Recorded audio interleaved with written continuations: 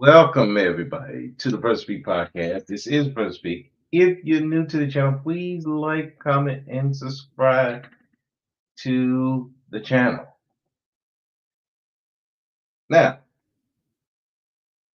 I had done little short videos on this, but I did say I was going to review the whole thing, and I'm going to do that. Now, in case you're wondering who are these people and why you should care, to the left, to your left, this man is Andrew Wilson. He's known in the red pill spaces. He does debates with feminists and other people who may not be agreeable to you know patriarchy and stuff like that. Now, the person on your right here is Coach Greg Adams, who wrote a book on the free agent lifestyle. It's basically no marriage, no cohabitation, you're just doing you. Okay. So this debate was really about, is marriage worth it?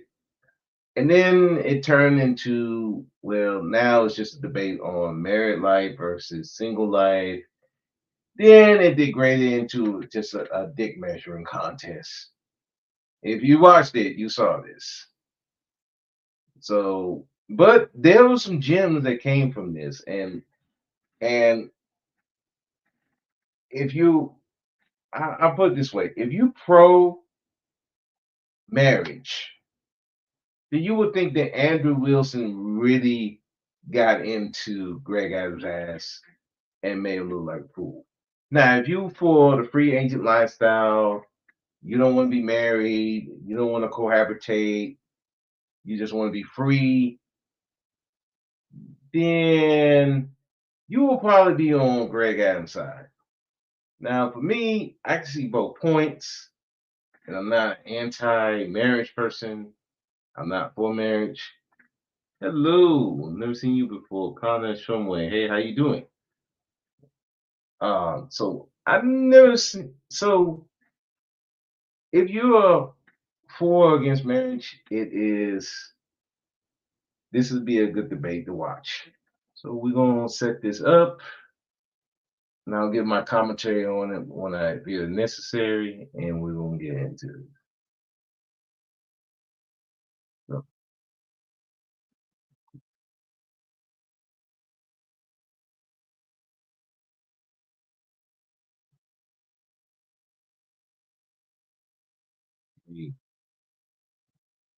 you'd be surprised how hard it was to find this goddamn debate. Like, well, it said the actual debate. So I didn't know that Coach Greg Adams actually had it on there without interruption. I thought he was making commentary, but yeah, but shouts out to him for even having it up without talking over it. So we're gonna play it, and I'll just give my review on it, and we'll just go from there. And let's go. Jesus loves you. Yeah, I would hope so. I will hope he does. All right, let's go. Let's play this. Because I'd be eating or something. I'd be like, oh, Oh, right, yeah, I'd no, be you're like, not supposed oh, to use it, yeah. there's a napkin right here in my pocket. Cool. Marriage. So at this particular point, Yeah, we're good. Okay, guys, finally getting started. Thanks for being patient. I know there was some delays. We got Andrew here versus Coach Greg Adams, aka the Free Agent Lifestyle. We're going to talk about today, is marriage worth it for men in the West? So let's get into some opening statements. Who wants to start off? yeah, man, marriage is a great institution. It was an institution that built the community of America. Most of the better communities that have safety, good children, good schools are typically centered around marriage. However, marriage has not progressed to the point where men could be safe legally, and a lot of men have experienced tremendous damage, collateral damage as a result, and it has led to broken families, a lot of broken hearts, simply because the laws are not positioned to benefit both people in a divorce. There So he is partially correct on that, but also what also happened was society didn't teach men to be dependent on themselves, especially emotionally. What they taught them is all your emotions come from the women, right? So, the nurturing part and the social stuff, that was led for the women. You supposed to be this, you supposed to be the rock for the family, and you go to work and you come home and make the money, you know, that really what men were taught. So all the other stuff, the emotional stuff, didn't quite work out. And then you got the women with more burden on with the children and everything. And so when divorce happens, a lot of times the men, a lot of their social comfort, which was from the women, when that goes, a lot of their social circle is gone. So and it's not like women. Women, you know, they build their social circle. So they kind of navigate being getting a divorce better as far as the emotional part than the men do. And even with the studies, they say more after two more breakups on men, eh, it's in for them. Straight to the point. Hey, what's up, bro? How you doing? So they don't take these divorces well, and it doesn't help again with the court system. How this it seemed to be pro women was pro women, and but that's kind of changing now, especially when you're talking about women paying uh, child support, spousal support. I mean, the court, especially if you're in California, they don't care who got the money. Whoever got the money, you're gonna pay up. But it's not favorable to men. And then if you talk about child support and child support court going through it now, oh, you're gonna do a divorce straight to the point? Oh, yeah, I feel for you, man. That divorce thing is not pretty. Uh, deal with a breakup, it is not pretty. I I know that feeling way too well. And and for men, again, like I said, we don't have that social group like we should, and we're not taught to build that like we should. Unlike women, we're taught to be more. You can't talk to nobody about it. You just gotta grin and bear it on your own, and that stoicism that kills a lot of men. Because in order stoicism to work, you have to have a social circle. You have to have people that you can talk to. Like, you ain't gotta have a whole lot of people. Like you don't have to have women when they got people everywhere they talk to. You just need a few people here and there. That's how that stoicism can work. And then yeah, you can handle stuff on your own. But if you really need to talk to somebody, you can talk to somebody. But we no, you can't have these deep emotional connections with men because then it turns into oh you want to bang your guys. It's like oh my dudes are so scared of being gay. It's just they so scared of being gay is that they look gay trying to get away from being gay. It's weird, and that has damaged a lot of men because of that. It damaged a lot of men. Yeah, you see a lot of dudes drunk, drugged up, drunk. Ain't nobody taking care of them. Nobody want to be around them. And especially, it's sad. I got inmates and coworkers. They just need somebody to just dump on.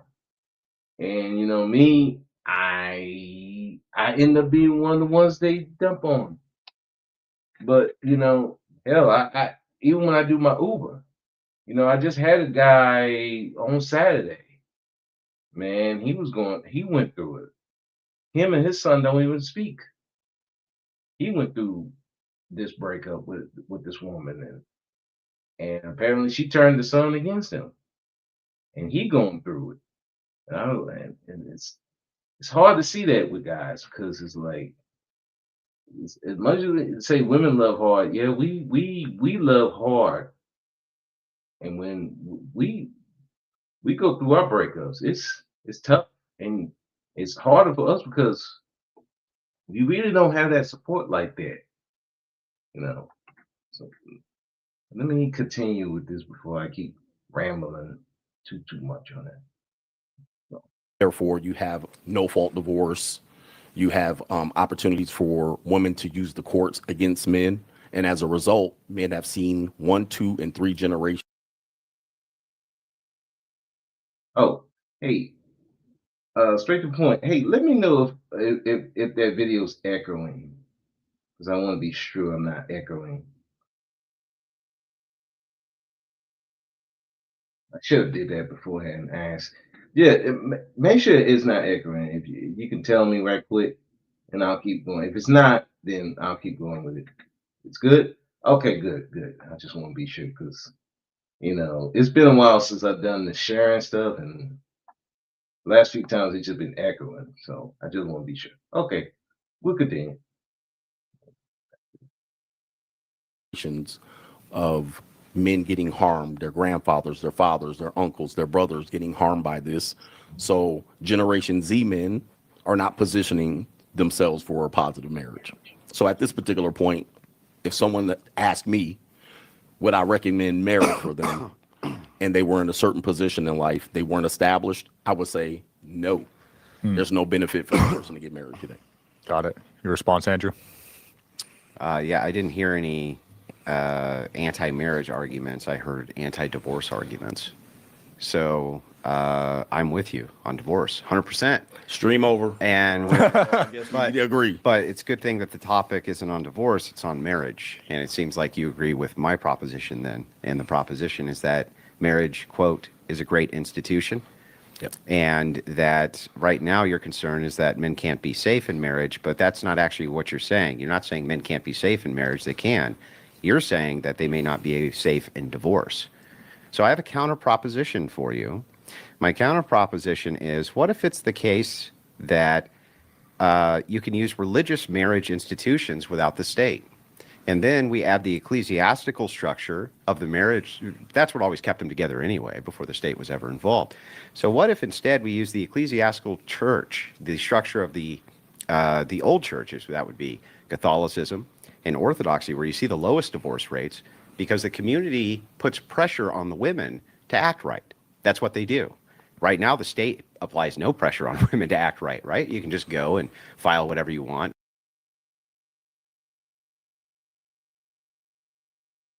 Yeah. Now,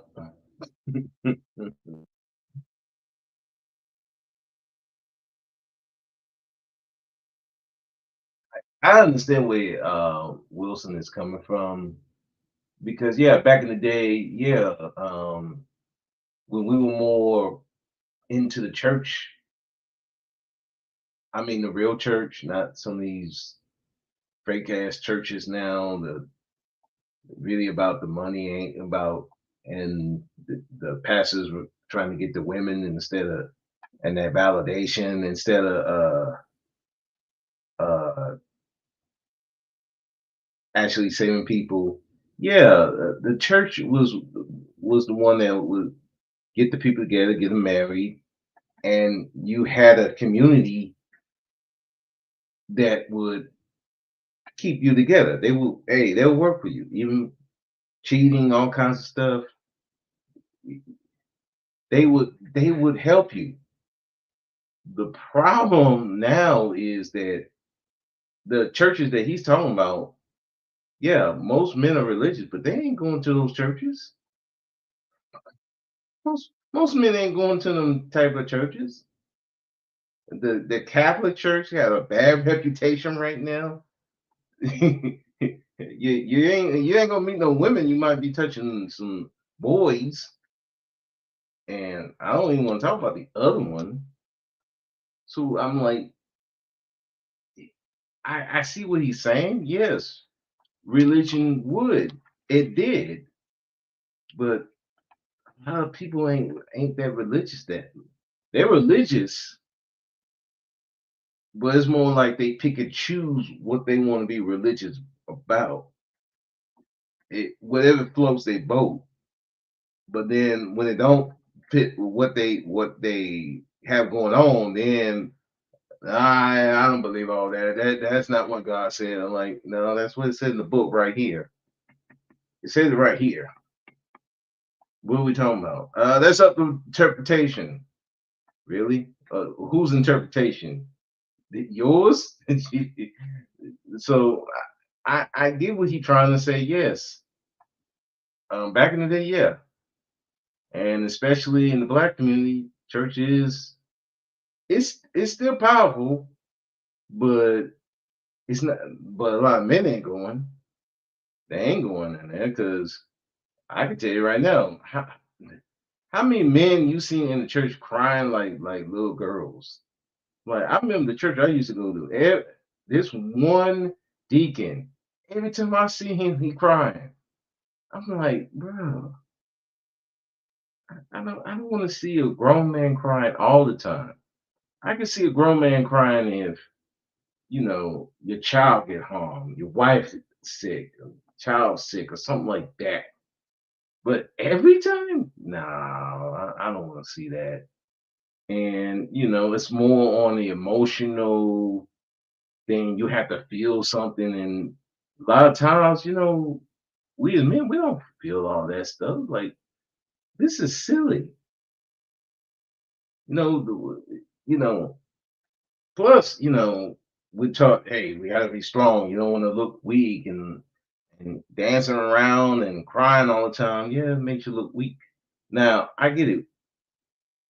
There's certain things you should cry about, but when you cry all the time, yeah, it looks weak. It looks yeah. So a lot of men ain't gonna go for that. So in order for me to be safe in a marriage, I gotta go to this type of church, especially when we're talking about black men in particular. You know what they usually, if that's the case, they might as well go to the NOI, Nation of Islam. That will help you. That would be more beneficial for black men in particular. Although the NOI has a dubious reputation too, but hey, they're still the strongest force that I've seen.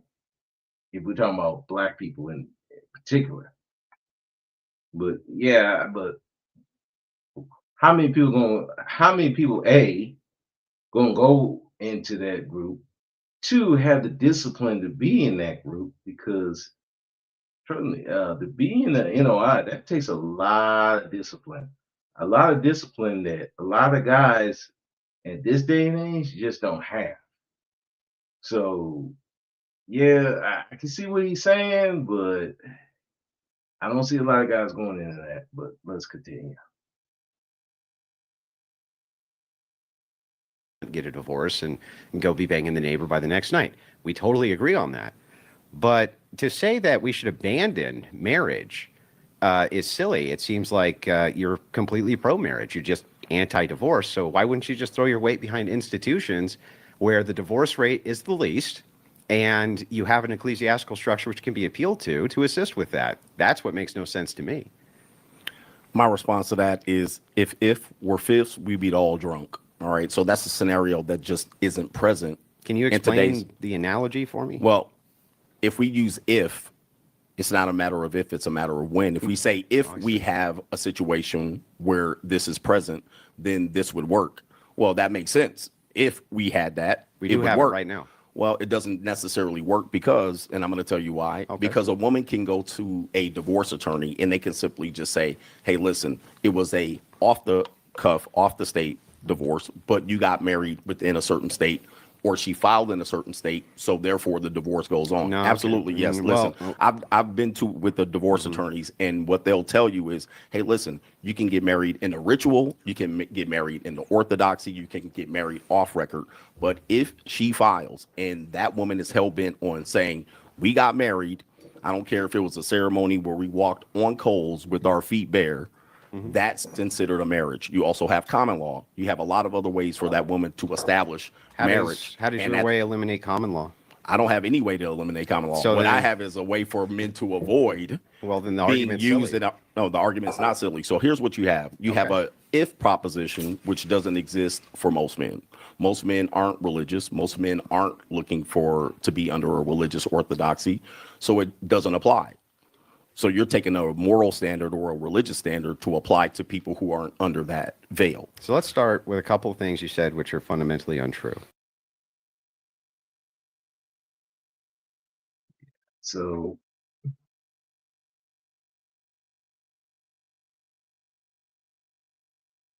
yeah, there's only a few states that have common law. I know Texas is one of them. And how that usually establishes, they have to have mail going to your house, and they have to establish that they stayed in a residence for like at least 6 months for them to be common law. So, but there's only very few states. Two, I I get what Greg is saying as far as, the woman can file for divorce. Yeah, if you've never been married, you can't file for no divorce. Now, like I said, unless you have, but there's no separation here.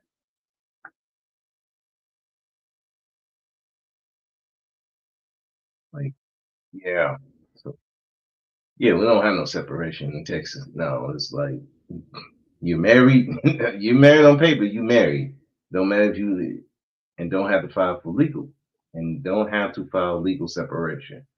No, yeah, thank goodness for that. Nope, you just go your separate. Yeah, you just go your separate ways. Me and my ex-wife, that's what we did for the longest time. Hell, me and my mother and my father was separated for years before they finally got the divorce. I think that was more my dad didn't want to pay the money than my mom. Me, it was more or less I was willing to pay the money and just you know getting my ex-wife to sign the paperwork and stuff. That was the headache. But yeah, but but it as far as that goes, like let's continue. I'm losing my train though.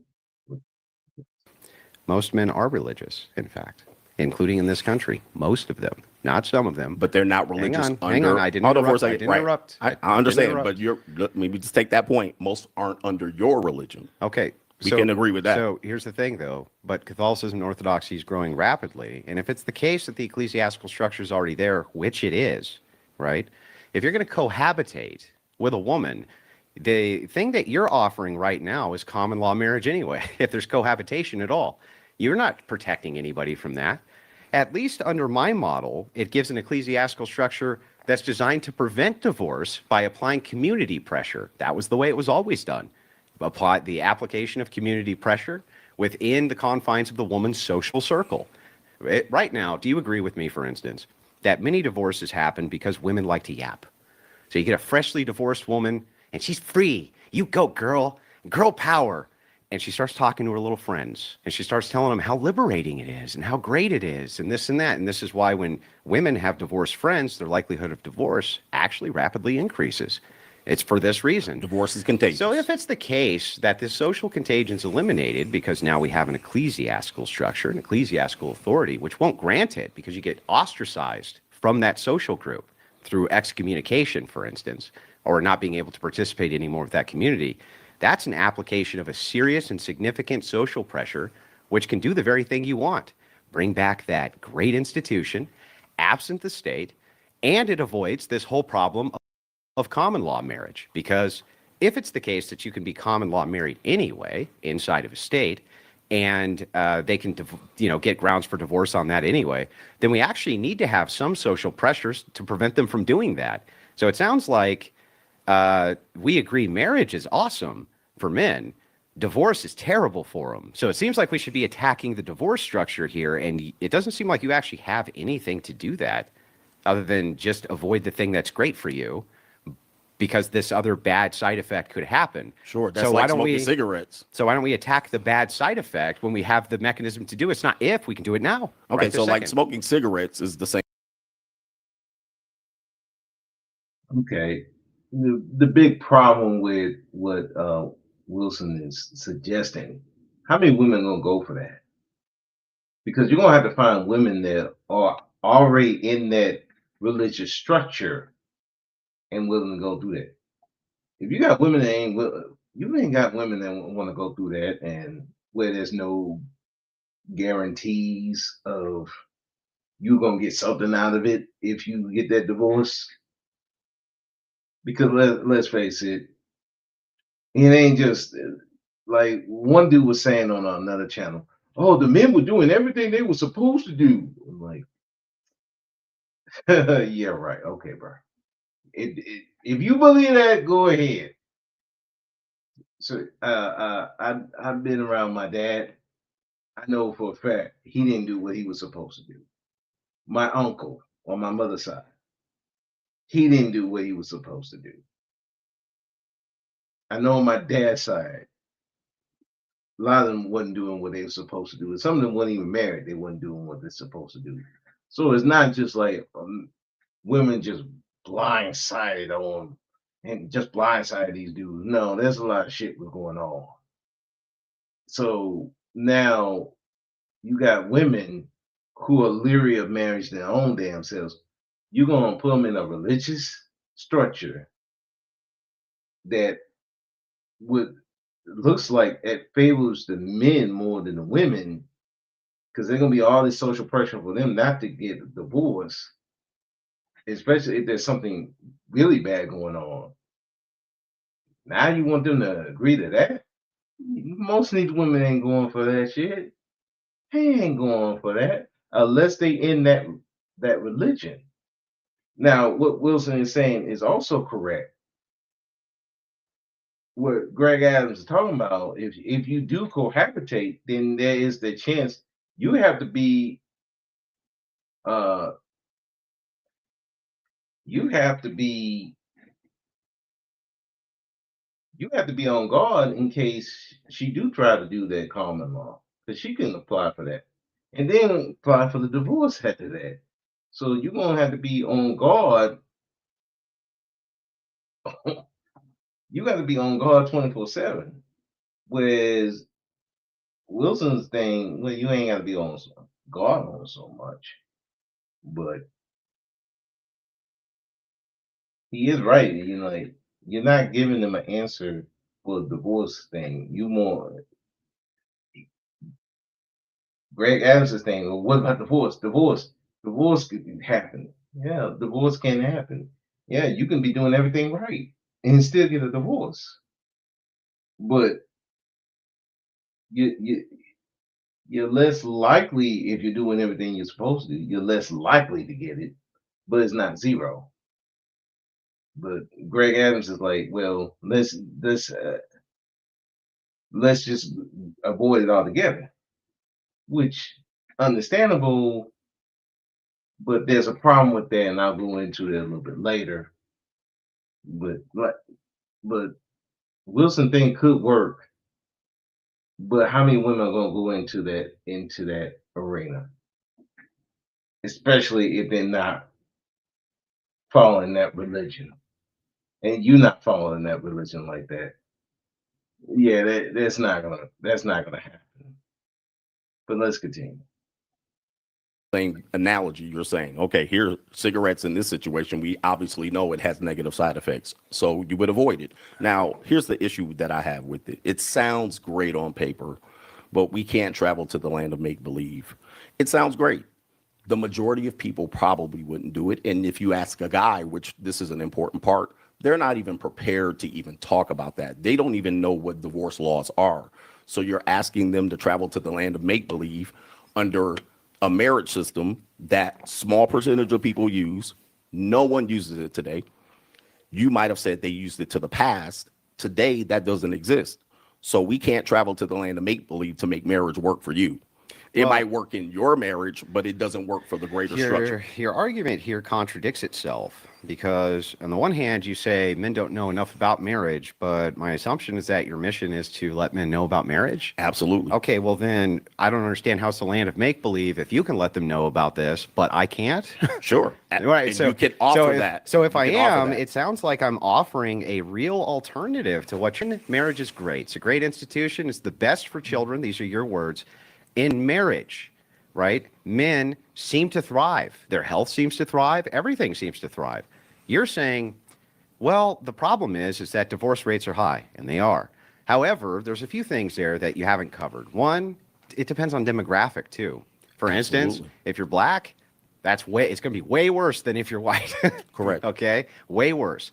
And also, socioeconomics matters, right? Demographics in general matter. So you can do a lot, actually, including prenuptial agreements. You can have a prenuptial agreement with the ecclesiastical authority without the state even involved. And it seems like that would mitigate your risk to damn near nothing. You said if about 50 times So did today. you. Now, here's what I'm telling you. So I'm did telling you you. when, all right, we're already in this system. You're going outside of the system to create a scenario for me to argue What against. system are you going outside of? We're talking about marriage is typically done with the state. Almost everyone does it this way. So now Typically is you're not- here's hold is on for a not second. Hold on for a must. second. You've Typically moved the doesn't mean goalposts. anything. You've moved the goalposts to a scenario of if, and you're arguing from is. the if. No, Is. hold on for a second. You're arguing from the if perspective. It is perspective. No, listen. It is. Give the me a is chance to perspective. listen. All right, Give I'll me a give you chance. Go ahead. You're arguing from a very small percentage point. Now you're saying demographics, and we can talk about that, but you're still trying to get me to argue in your cloud of if. That's the land of make believe. Most people, by far, are married to the state. Not only that, your land of make believe still exists. The prenup with the ecclesiastics, you can write whatever you want in that prenup. It only matters in the divorce. That's the reality. So I'm still dealing in reality. You're in am the I. clouds. Hold on for a second. You're in the Okay. clouds. So let's take the demographics. Okay. In your scenario, it sounds like, which would be fair, your primary concern is with white people. No, it's with Hold all on for a people. second. You said with black people, the demographics, the chance is higher. Yeah. So have you discovered the ecclesiastics approach to black people married within this? Yes. However, their demographics, economics, which all do affect marriage, has nothing to do in the land of the clouds or the make-believe with ecclesiastics. It's all going to boil down to in the law.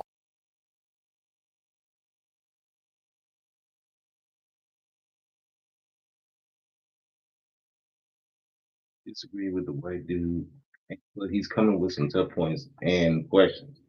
Yeah, again, I would say the equivalent of the ecclesiastics would be the Nation of Islam. That would be our ecclesiastics. Because I don't see a lot of black folks in going to being Catholics and that other one. You know, now I'm seeing them with being Jewish, but that was in prison. I don't see them outside of that. But yeah, the closest thing I would see will probably be Nation of Islam or a Muslim. Yeah, I'm not including Hebrew Israelites. That take them off the board. I say the Nation of Islam would be the closest one. And again, a lot of black men ain't going into the Nation of Islam. Not ones that outside. Like most time I see them, they've been in prison. Like even my brother who was in prison, he had a Quran. I'm like, what are you doing with the Quran? But he going to a Baptist church. Make that make sense. I'm like, why you got a Quran for? I guess that you able to eat different meals than I guess the fact you can eat different meals than the regular folk. Look, man, working in prison, I had to watch uh Ramadan, watch them when they do their Ramadan thing, and it's crazy what people will do. What people will do to get the special stuff. And look, like the first day of Ramadan, you got a bunch of people, like 20, 30 men up in there. By the time it gets towards the end of Ramadan, you only see maybe 5 or 10 at most. And I'm like, okay, well, we know who the real, we know who really about that life and who ain't. I'm like, but I don't say nothing because, like I said, everybody can follow their own religion. I'm not here to shit on anybody's religion. Hey, I don't shit on people's lifestyle. To be honest with y'all, y'all hear me on here before. Any lifestyle can work. The red pill, black pill, it can work. You just have to have a mindset for it and understand the consequences of it. And but I can know from watching them and what you have to do and how you're supposed to eat and pray and all that. That takes a lot of discipline. A lot of discipline that a lot of men in general are not having today. If you want to talk about black men in particular, which is what Coach Greg Adams is talking about, we don't have that discipline like that. We used to, but we don't. And there's nobody around to give us that discipline like that. If you ain't, if you're not with the NOI or in the military or a certain organization, maybe at a church who actually focuses on men and giving them that structure, or maybe sports or something like that, where they do have a structure and they give you discipline. Most of these men ain't have no discipline. You see it in the way they talk, the way they talk crazy.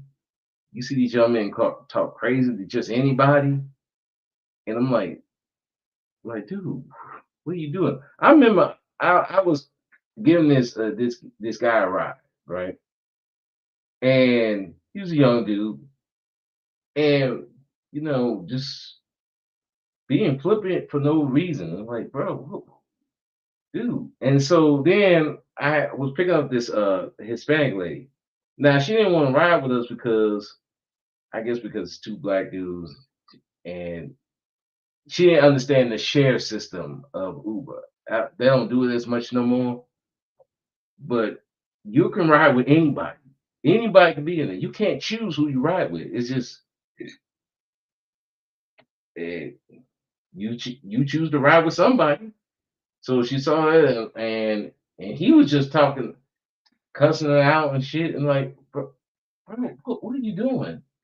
You don't know. One, you don't know this lady, and two, I don't need you to be talking crap to her. Wow, like, dude, you making me look bad. It's like, nah, bro, you see it in it, especially seeing the prison, man. Dudes were just talking crazy to you for no reason. Like I had one dude, we had this chair where you had to sit down and it scans you to make sure you ain't got no weapons on you or anything. Okay. I'm telling you, hey, sit down, scoot up, scoot back. He want to do it all quick. I said, hey, hold, sit down, scoot back. Simple instructions.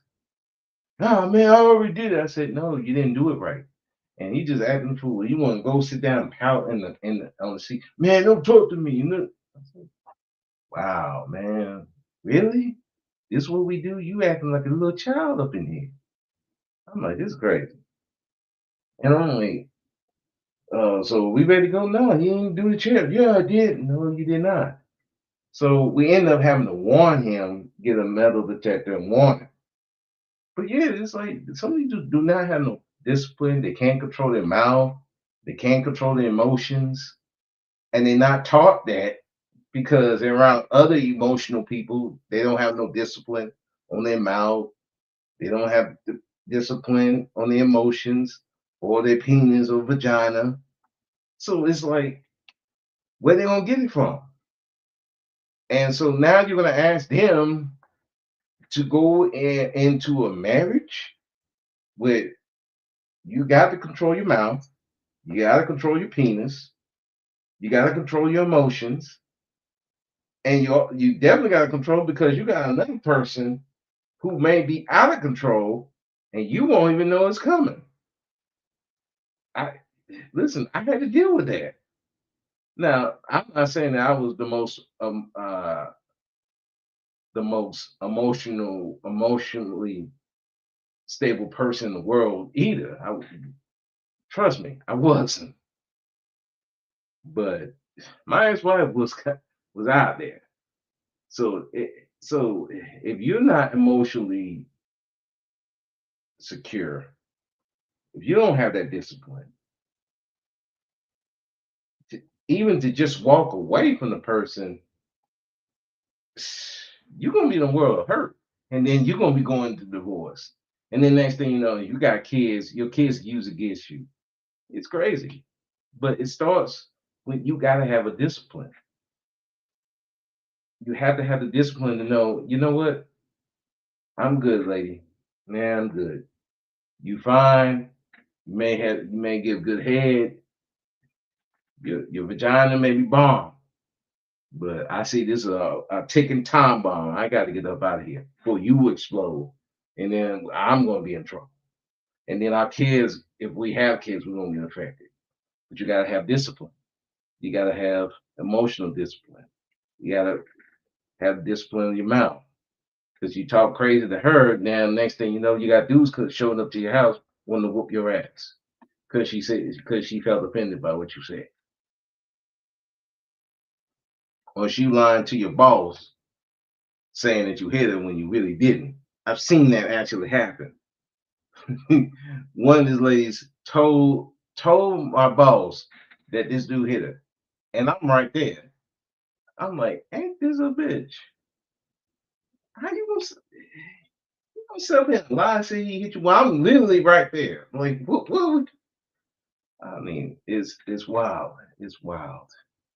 But like Greg Adams said, it's like you want these people with no discipline to go into a marriage and expected to lead, because don't think that patriarchy, that mindset is gone. No, it's still here. It's still here. Even when these women say they want partners, they still expect you to lead. even though they be picking the wrong dudes who want to lead, they still want them to lead. They be acting cuckoo, losing their mind out there, but all of a sudden now they married. Oh, we want you to lead now. Lead now? No, pick the wrong person. No. Let's continue though. So yeah, but I get what Wilson's saying, but again, most people are not gonna go with, like Adams is saying. Most people are not gonna go. They don't have the discipline to even to follow those religions. Then you had the outside influence. That's also a big problem. And there's no church reverend that's going to go into your household to make sure there's social pressure on your wife. Do you know yes, any? Sir. Yes. Okay. Yes. Do you know any that can cover all marriages? That Yes. answer is no. Yes. And by the way, when you keep Are we in reality here? I'm or are we in trying- the clouds? when I mean, you're- we're not arguing I was anything just trying- legitimate. I was just this trying is to- this is an Atlanta make believe. well, when We I'm don't have allowed to enough- respond, let Okay, me give me know. a second. Go Let ahead. me finish this point. Go ahead. You're imagining, your imagination is great. John Lennon would be great. You know, you would be proud of you at this particular point. But I'm imagining all the people. You're imagining all the people under a situation and a structure that you brought in here. All right. But the state highly governs this, and the state highly governs divorce. I'm dealing in a reality situation where I'm trying to counsel men to give information to. The best thing you've told me is that you're willing to give men the option to do this. Are they willing to all do this option? The answer is probably not, just like they're not willing to do what I'm telling you them to do. However, we're both attempting, which is a good thing. It's noble. However, your situation rarely exists. Can we talk about the reality of what exists? Sure. Absolutely. So let's take your moral religious crusade out of it and talk about the reality. Yeah, let's Are you not. willing to do that? Yeah, well, here's the thing. See, you're not willing to do that Well, because it's all based on your reality. Guess what? It's a debate, and I will argue my points from my view, how I see fit, not for you to But what I'm govern. not going to do is expect not to my be arguing government. from the land of make believe. Yeah, but it's okay. not- you All don't- right. So okay, yeah, anybody my have turn. My turn. Anybody Relax. have anybody have the sound effect for the television show where the train comes through, Mr. Rogers? Let me know when because you- I want to be on let me the, know I when you want to be gas on out. Earth. Yeah, let me know All when right, you gas Let's out. let Andrew respond. Yeah, so the thing is it's funny that you bring up Imagine All the People of John Lennon, which is an anti-religious song. And hilariously enough, was designed to assist with female empowerment. Isn't that hilarious? But the thing here is you keep on saying that what I'm offering is make-believe, but it's not. It's been governing the Orthodox and Catholic Church for 2,000 years, including in this country. Now, here, let me give you an example, for instance, the Amish, right? Do you know what the divorce rate is among them? It's almost non-existent, yet they're still governed by the same laws of the land that you're speaking to. So sounds like if I give a counter, if I say, look, I can give you a way, a methodology, in which you can utilize the religious ecclesiastical institution which has existed for 2,000 years and has right now the lowest divorce rates, right this second as we speak, not in make-believe land, not hundreds of years in the future, right this second, as opposed to the system you have of common law divorce, which is sky high and you can't do anything about it. That's what is true. So pointing out what is true is right now you can have a prenup. That is true. What is true is prenups are usually held up in court. That is true. What is true is that you can have a marriage outside of a state because it's a religious institution anyway. You never have to. Yeah, the only problem with the prenups, that's if you do them right. And if you do them wrong, they will get thrown out in court. Most of them are held up in court, but that won't stop the woman from going to court and fighting the prenup. That's what happened to Dr. Dre. That woman fought the prenup. He still had to end up paying. I think he paid her lawyer fees. He was paying her a bunch of money. The prenup, hell, John Cena had a prenup with his first wife. Unfortunately, he wrote it on a piece of paper and tried to sneak that in, and like, no, that's not gonna work. You have to do it right, which requires you to have lots of money. Not lots of money, but you gotta have some money. You gotta be willing to put some money out for lawyers. Go see a judge, have that woman sign it, have a lawyer right there for her, have her go get a lawyer, or go around to a notary republic. That requires money, that requires discipline, requires being on top of your game. Unfortunately, a lot of these dudes, especially the ones who are probably listening to who were listening to this debate, who are fans of both of these guys, a lot of them don't have that kind of money and they don't have that kind of discipline to do that. So it's kind of like, yeah, I see what Wilson is saying. Yes, that would work.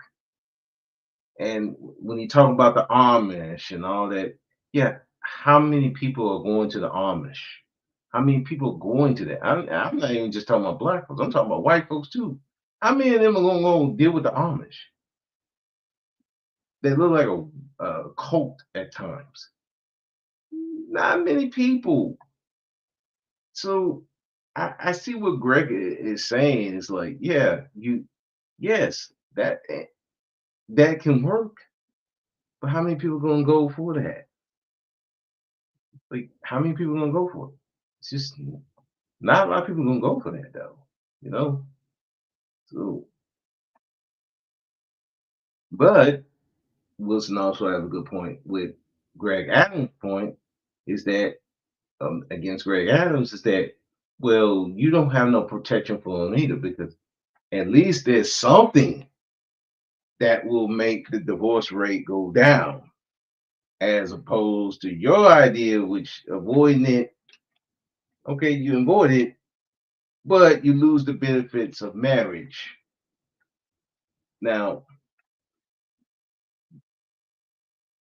here's the thing with even with the marriage, and this is the thing that people don't they're not really talking about with it. Yes, married men do tend to live longer. However, here's where the problem comes in, and this is what I had to look up. Your survival rate between married men and single men is almost non-existent. It's the same, give or take 2, 3, 4, 5, 2, 3, as little as 2 years up to about 7 years. So really, yeah, you're living longer, but your life expectancy is not longer. It's the same. So you may have a single man who lives to 75, you got a married man who lives to 75. You have a single man who might live to 85, you got a married man who might live to 85. However, the single man who ain't never been married, by himself all the time, you might live to 70, he might live to 75 or 80. But that's if everything's going right. But again, it's like, okay, so what you're saying is we got to go to a whole different religion that I'm not disciplined enough to, and may not even want to follow, just so I can have a marriage, and the divorce rate for me might be low. Most people are not going to do it though, but at the same time, Greg Adams' way, not involve the state, do common law, which even if you defend against common law, what if you have a child with this woman? Now we'll get into more of that later. Oh, hold on, let's keep going. To have a license with the state. It's never been necessary. And if you do, the only way that that can be done is if it's sacramental. And if it's sacramental, it's governed now by the church. That's going to be the community the women are a part of. And so the thing is like, that sounds like a real viable solution. What's yours? More fucking degeneracy? Go out and play the field, hump a lot of chicks? How's that going to help anybody do anything? That's been the progressive mantra for 100 years. Isn't it wonderful? Your turn. All right, we're returning back to Earth. Now, first things first, when it comes to this, back in reality, there's no God in marriage. So, Mr. Sky Daddy, God, religion, that's all great, but there's no God in marriage. At this particular point, when you go through a marriage, if one person decides to not obey the Holy Bible or whatever you're thumping, you have no basis to keep that marriage together. If she decides to leave the church and decides not to listen or excommunicate herself, she's now under the state. Agree. Now, when you're getting divorced, which I'm assuming you've been divorced. Well, I mean, that's a hell of an assumption to make. Have you been divorced? Well, I mean, have you been married? Can you tell me, if you can tell me how that has any merit? Give me to a the second, debate. because if you've been through one, you would know that there's no God in the divorce court, in the I family see. court. There's no God in there. No one asked you. There is the state in there. There is the state. So that's what we're arguing from. Yeah, That's yeah. when you get married. So you're telling me if, and I'm telling you, well, this is what's going to happen. Even if you took Sky Daddy into court with you, they would say, you pray to the judge. How- The judge is the authority in the court. So the God argument is a nice, interesting argument. And I probably am not going to stay on the conversation very long, because That's your God. That's your sky daddy. That's your religion. I have a different religion. So who What does that gives you do with the anything? listen? Who gives you the authority to change the understanding, the conversation to your religion? That's your religion. I'm not changing the conversation. Okay, anything. so it only We're works talking if about, it only works if you believe in your sky daddy. That's the only way it works, and that's the only way you're going to advise men. We're talking about mitigating risk. No. We're talking about, can men get into a marriage today only under your sky daddy? That's what we're assuming. Okay. Now, can they do it otherwise? Yeah, you can have secular marriage. Okay, go ahead and explain. Okay, yeah, Make it work. I just did. Make it work. The argument that you have is that marriage is great. It's a great institution. We already covered this. Well, what made it great? We already covered What this. made it great? Can we go into why it would make it work for your secular? That's the question yeah, I ask you. but- You're asking me questions back. Go ahead and Yeah, go ahead and okay. answer the So- question. So if you're talking about secular marriage, there's never been any point to it. I'm sorry. There's never been any point to secular marriage, ever. Never. What would ever be the point of secular marriage? It's always been a religious institution. That's what made it great. Now, when you say it's a great institution, what made it great for secularists, other than the fact that Sky Daddy and God had all these enforcement arms, and those things had to be enforced socially? Like, for instance, men weren't allowed to run away. And women, right, they had to show cause for these divorces. And they had to be good causes. They had to show it for things like infidelity, right? It was all biblically governed. It was all lawfully governed by this Sky Daddy guy you like so little. But that's what made the institution great in the first place. And what you're talking about here, you're making a point that divorce is bad. And yet, I agree, divorce is bad. So what we're really talking about is, how do we mitigate the risk for divorce? And we have two different methods here. Well, the conversation method- is marriage good for men. That's the conversation. But it is. We already said it's good for men. That's not even in dispute. And now, how do we make it better since they're avoiding Well, it? it Since sounds men or women like- are avoiding it. It sounds like the thing that you think makes it bad is divorce, not marriage. Correct. Then we need to mitigate divorce. We're 15 minutes in, and we are in the land of reality. You finally called up. Can you tell I've been me there the whole how time. we can get to the secular marriage? I mean, I've given you a Yeah, chance. so- You're dragging your So feet. again, secular. There's never been any point to secular marriage ever. Now, listen, marriage is for child creation. It would be great for child community No, it's and not all just of for these that. things. And now, listen, by the time the religious aspects got into marriage, they were chopping people's heads off and burning Bibles. So listen, I know we want to take it back to the past and act like the past was better, but there's always a negative part of the past. If you go back and you look at the English, this has all been there. People were getting their heads chopped off. The Crusaders were doing their things across countries, and they were spreading Christianity through So, threats and what does that have violence. to do with anything? Now, that's what you're trying to uplift. That's what you're trying to uphold. I don't even know what the hell you're talking about. You wouldn't know what I'm talking I about. don't. That's where you're lacking. I have no so idea. Catch up. You're sitting What across does the from me. I Crusades want have you to do with divorce? That was when your holy marriage was the best marriage that you're trying to go to. Now listen, In the if we're trying to drag it back- 1950s? Were we crusading No, in the no, no, 1950s? no, no, no, no. Then that's when he started taking pop shots. I'm like, come on, Greg, you ain't have to do all that pop shots and stuff. But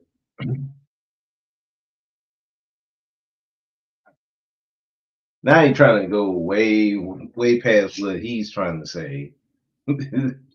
He going back to where they chopping heads. I don't know why we go into that part, but yeah.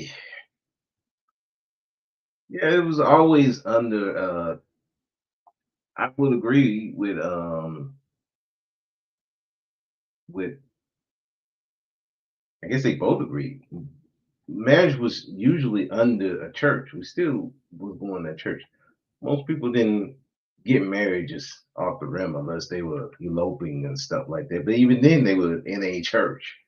So there was some religious element to it. Yeah, once it started trying to get out of the religious realm and going into more of a what people would try to make it into more of a partnership. Yeah, that really would kill a lot of the marriage because it's like, wait a second. There's a structure with marriage within the Bible. The man is the head. The only person ahead of him is God. God, man, woman, child. But when you start getting into the secular, now we were like, okay, the woman's equal to the man, and all kind of it turned. Then you had the LGBTQ part of it. That messed a lot of that stuff up, and yeah, it's just yeah. So I can agree with Wilson on a point of, yeah, once the religious structure that they had was getting torn down, it really don't make a point to get married. The only reason why you're getting married is for the benefits, which is mainly financial, which is good until the divorce happens. And the financial part is going to the wayside. So, so it's a little much. But yeah, like unless you trying to have children, I don't see the point in getting married, really. Unless you're trying to build some wealth. But especially now, it's like, yeah, it's kind of harder to build. Even now, you still got two couples doing 40, 50 hours a week. Like at my job, like we got both the husband and wife doing overtime, crazy overtime. It's insane. So when you have time to actually be a couple, it's crazy. So man, yeah, the structure, and now it's crazy. Why there are a lot of guys who don't want to do it, but also the other factor is there are a lot of women who don't want to do it either. So kind of like this argument of, okay, do men want to do it? Well, what does it matter if a lot of women don't want to do it? So if they don't want to do it, you ain't getting married no way. Because men ain't the key to marriage.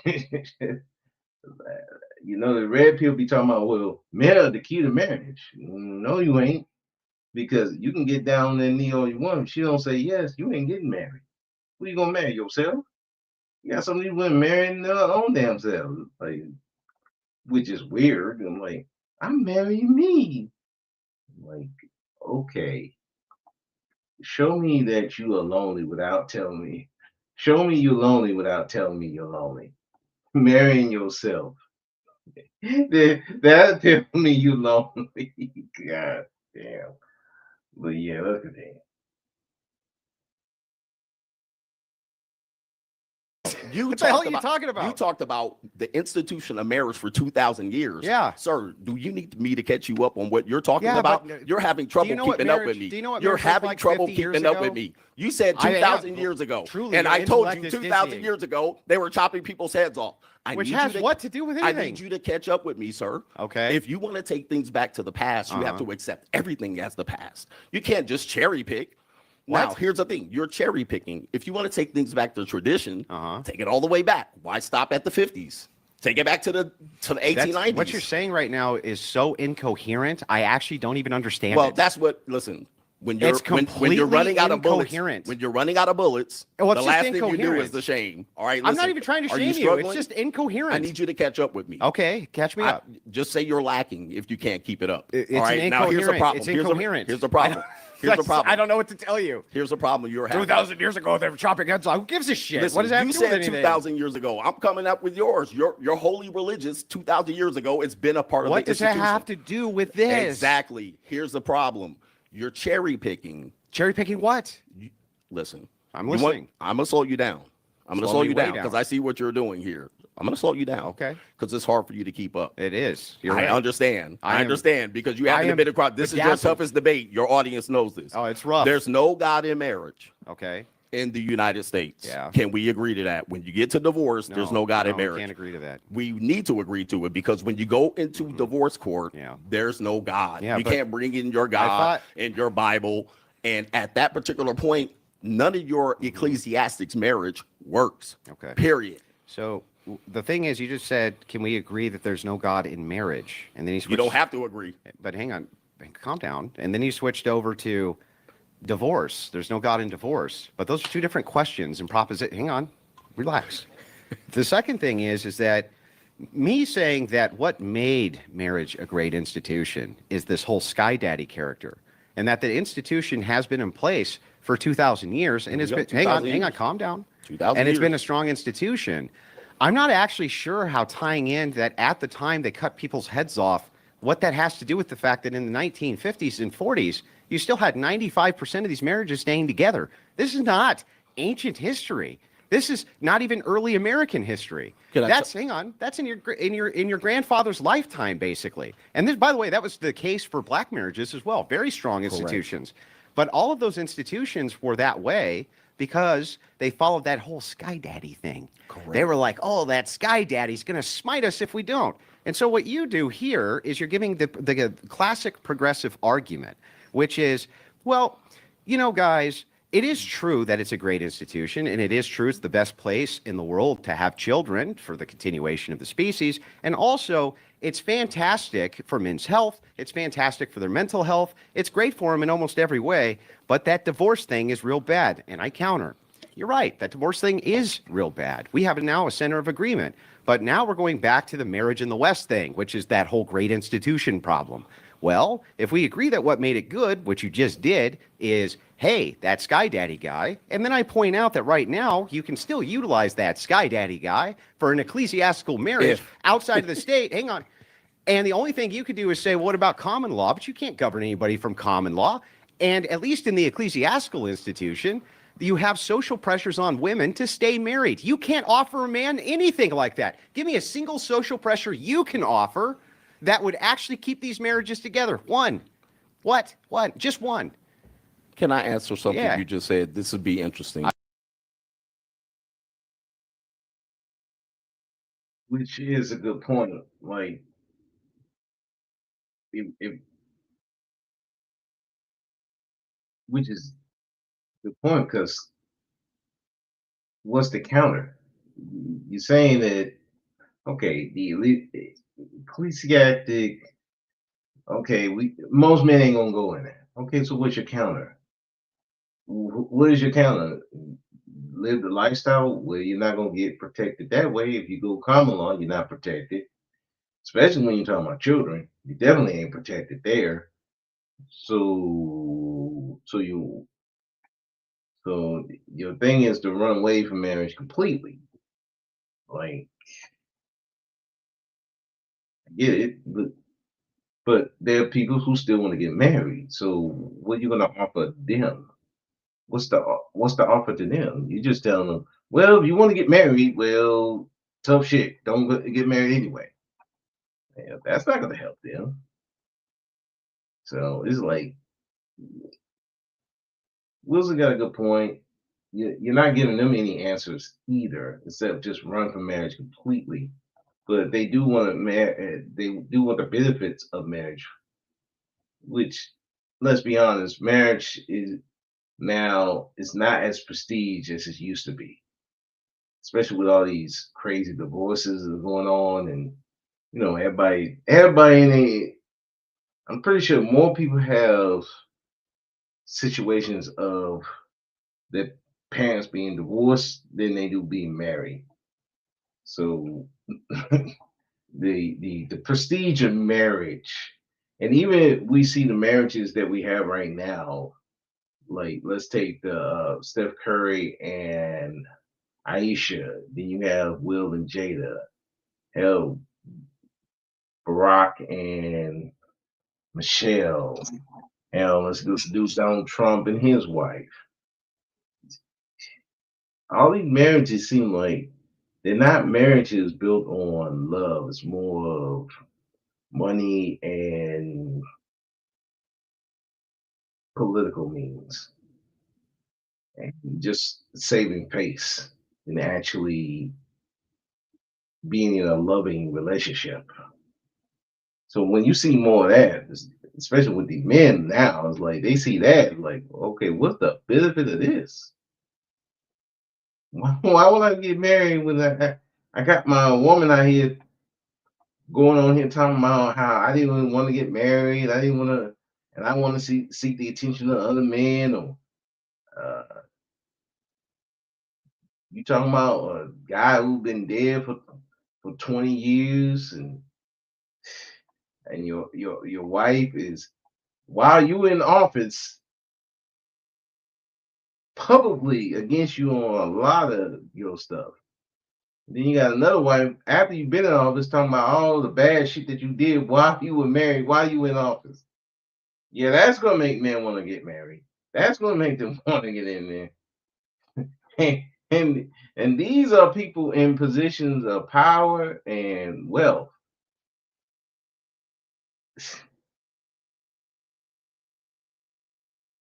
I don't think no church is gonna help you with that. But anyway, let's continue. I can't Because wait. you said but the can you answer 19 that question then? No, Ask? before. Oh, of the course. Of course, you 1940s. gotta ask me a question. Because before you listen, answer I'm mine. listening. I'm listening to you. You asked the question at the end. If you would have asked it at the beginning, possibly I might have been able to address it. But let me address this point. Okay. You said the 1940s and 1950s with this imaginary sky daddy controlling marriages. That sounds like enforcement. Because by the time the Doesn't it? 1970s came around, the very first chance women got to file a no-fault divorce without need for evidence, without need to have a private investigator to prove an affair. Was no They fault the did- 70s? Yes, it was the 70s, started by Ronald Reagan. Yeah. I'll educate you. But hang came, on. Came along. Hold on for a second. But that was the 80s, not the 70s. That was the 80s. That was Ronald Reagan. That was the 80s, not the 70s. No. Yeah. I got the Go floor ahead. here. I got the floor. So you said the religious institutions governed it and made it great.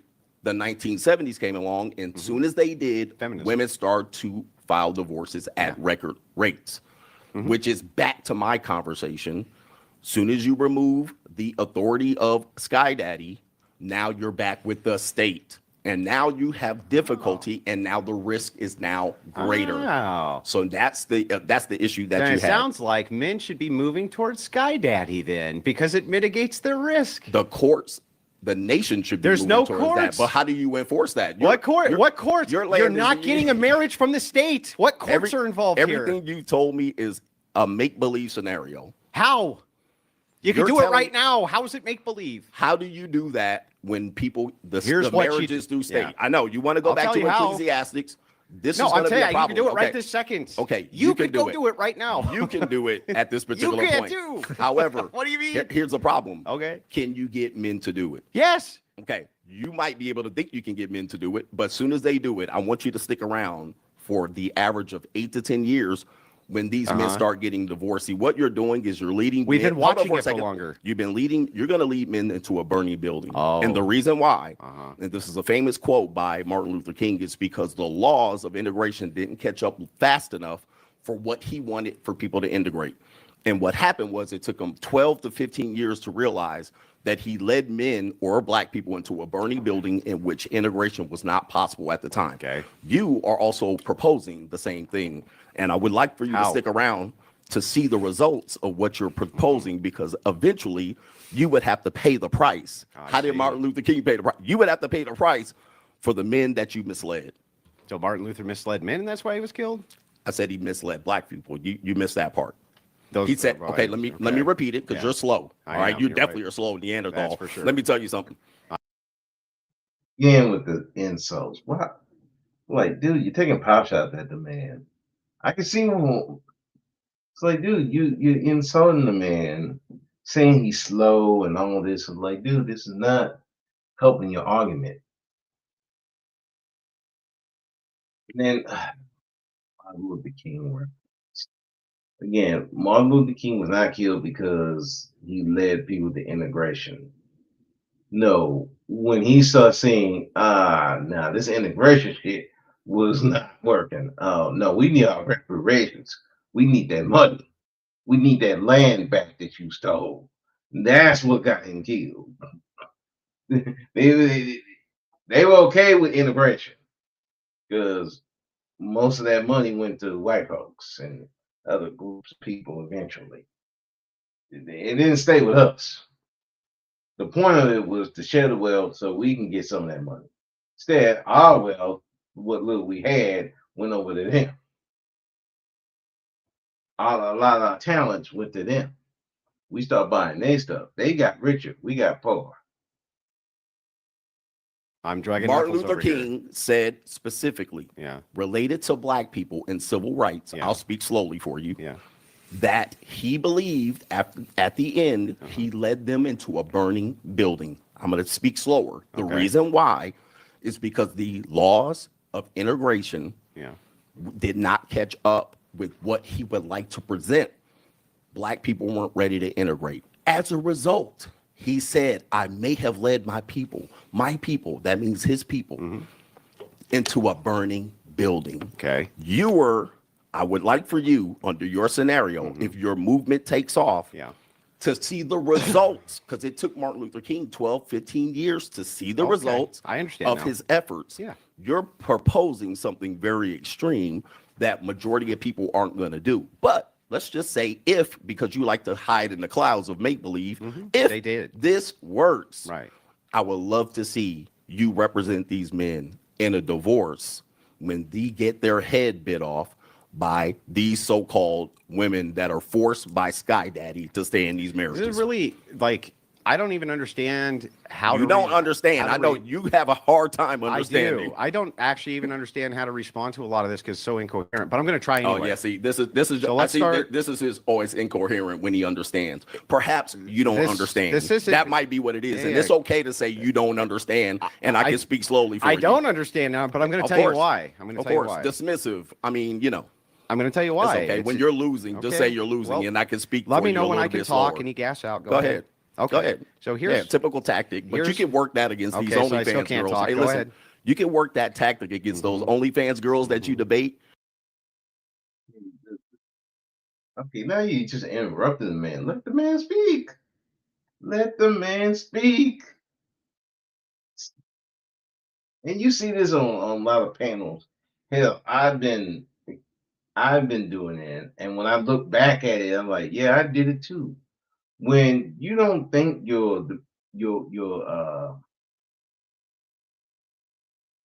when you don't think that your argument is strong enough, you do things like this. You overtalk. You overtalk too much instead of just speak your argument. Let them speak. Plus, you're getting emotional about the argument. Then that causes even more that you overtalk people and you won't let them speak. And this is what Greg Adams is doing here. He's letting him. He won't let the man speak. Let him. You won't even let him explain it enough. So how you gonna say he's slow if you don't even let him give him time to breathe? It's like you're throwing everything at him. So now he's got to. Okay, what do I answer? Do I answer this? Do I answer this? That? A bunch of people do that. You see some women do that. They'll just throw a whole bunch of stuff at you, and then it's like they expect you to answer. And it's like, wait a minute, let me answer this. Let me answer this first. Let me get this, and then I get to that. So yeah, he's not slow. You're throwing too much at one time, so now you gotta sit back and try to see what should I answer because your argument in your mind is not strong enough to where you can just let him answer. You trying to overtalk him to the point where you're beating him down. So now he can't even answer. And then you add him with the insults and stuff. It's like you're not having a debate no more. Now you're just trying to embarrass the man. It's like, yeah, you're accusing him of what you saying what you're doing, which is crazy. But let's keep going. Debating 23-year-old ignorant women. They're smarter than you. But now They're you're smarter sitting than you. across from a person. They're always smarter than you. Yeah, you're sitting across from a person here Oh no. that's looking at a Neanderthal, say you don't understand something very Well, let simple. me know when he gas out This so is I the can respond. simplest thing that you can understand. Okay. Your go. Your go. Are you sure? I Please. can actually do it this And time. please, put me to sleep. Please. Okay, so Put me to here's, sleep. Here's why it's incoherent, and there's a bunch of this I don't understand. You keep on saying that these men are going to get divorced, and yet I'm proposing non-state marriages. How are they going to get divorced? Well, you can only say then via common law. But again, you have no defense yourself against These are if scenarios. I don't- I mean, come I- on, I man. don't- Please, I you don't- said I was going to debate somebody This that's going to is- come. Why do you this keep is a if filibustering? scenario. Are you? I Give let me a you real speak. scenario, I let you please. speak the entire time. Give me something to speak about. Okay, You're giving me I'm an not if asking you to scenario. speak. I'm You're asking trying you to to invite listen. me to your church. I'm just I'm not going to asking your you church. to Please listen. give me a real scenario. You have to shut up long enough for me to Come do on, it. please. I've been here 30 minutes waiting for you to do it. All right. Give So, me a real scenario. okay, so what I don't understand here, again, and I'm going to ask again, in your incoherent worldview, Okay, please. you keep on saying that these men who I propose this to are going to get divorced, but I'm not proposing that they get married through the state. The state's the one who does the divorces. So the only thing you could say is that there's a potential for common law here, but that's something you yourself cannot guard them from by your own admission. The second problem that we have here is that I don't have to stick around for 10 or 15 years because we can look at the numbers right now in religious marriage for what this looks like. And here's what this looks like. If you're Catholic, you're way less likely to get divorced. And if you're Orthodox, even less likely to get divorced. And it's because of that ecclesiastical structure. You're not ever going to be able to prevent all risk from divorce, not under anything. Thank you, God. That's not, the best. That's the most realistic not you've under said any, all day. but not under any system. Correct. Is that going to be the case? But And why even- are and Catholics even- getting divorced? and you How don't do they even get want it to. divorced? They get annulments. They don't even get divorces, Okay, and it's but a how does it really long So process, and it's rare. Christians have a similar divorce rate than the secular. No. So they have a very close. So how do they get divorced? I'm going to How explain. do Christians get Tom, divorced? I'll answer your Please, question. please tell me, because I know how to get divorced. So if Right you into the say- divorce court. Yeah, I know. So because they call it a state marriage. Right. Yeah, and I'm proposing that they don't do that, right? Okay, a land of make believe. If How's that a man land of If- make believe? You can go fucking do it right now. Please tell me what What are you percent- talking listen, about? What percentage of people do this particular thing that you're doing, that you're proposing? Why What would that percent- matter? Let's say Why it's does it one matter? person. Okay, Why would that it's matter? one person. So you're taking a very small chance. You're Uh-huh. arguing against me that has millions of people on my Who are side. getting and divorced and millions- you don't want But them you're to. telling me a small 20 people in a little house on the prairie Yeah. that do these, that you govern people without electricity and, Okay. and you riding horse and carriages. Yeah. You're telling me this small percentage of people are going to lead a movement of doing something you're proposing here on YouTube. This is going, how many people are doing this? Okay. Why How would many that peop- matter? It would matter because Why? then we can use some data to determine, do these people end up in divorce? Well, we can More do it. than likely. This is great Please because do. we can look at the data. So I let's would look love at. to, please. Do you want to look at the Catholic data and Orthodox data for marriage? We're talking about your ecclesiastic proposal. That's what is we're the talking about. This is Okay. the ecclesiastical If proposal. we're using Catholic and Christians, their divorce rate tends to be very No. close. I'll look it up. It's very close. Let's go Not ahead and look it Catholic. up. Hold on for a second. Self-ID'd Christians. Okay, Self-ID'd Christians. Okay. Self-ID. Self-ID. No, let's just put Christians. Christian? He's like, Christian and he Catholic? likes You have to dice define- up- you have he to tell likes me what a He Christian likes is. to dice up all of these people. Christians and Catholics, they are two different things. They kind of same, but they ain't the same. So it's kind of like, but the point of it is that what Wilson is saying is that unless you're with the state, you're not going to get a divorce. The problem is, again, who's going, like Greg Adams is saying, who's going to go do that? What group of men and women are going to go do that? It's just like I say with the closest thing I can say for black people is the NOI.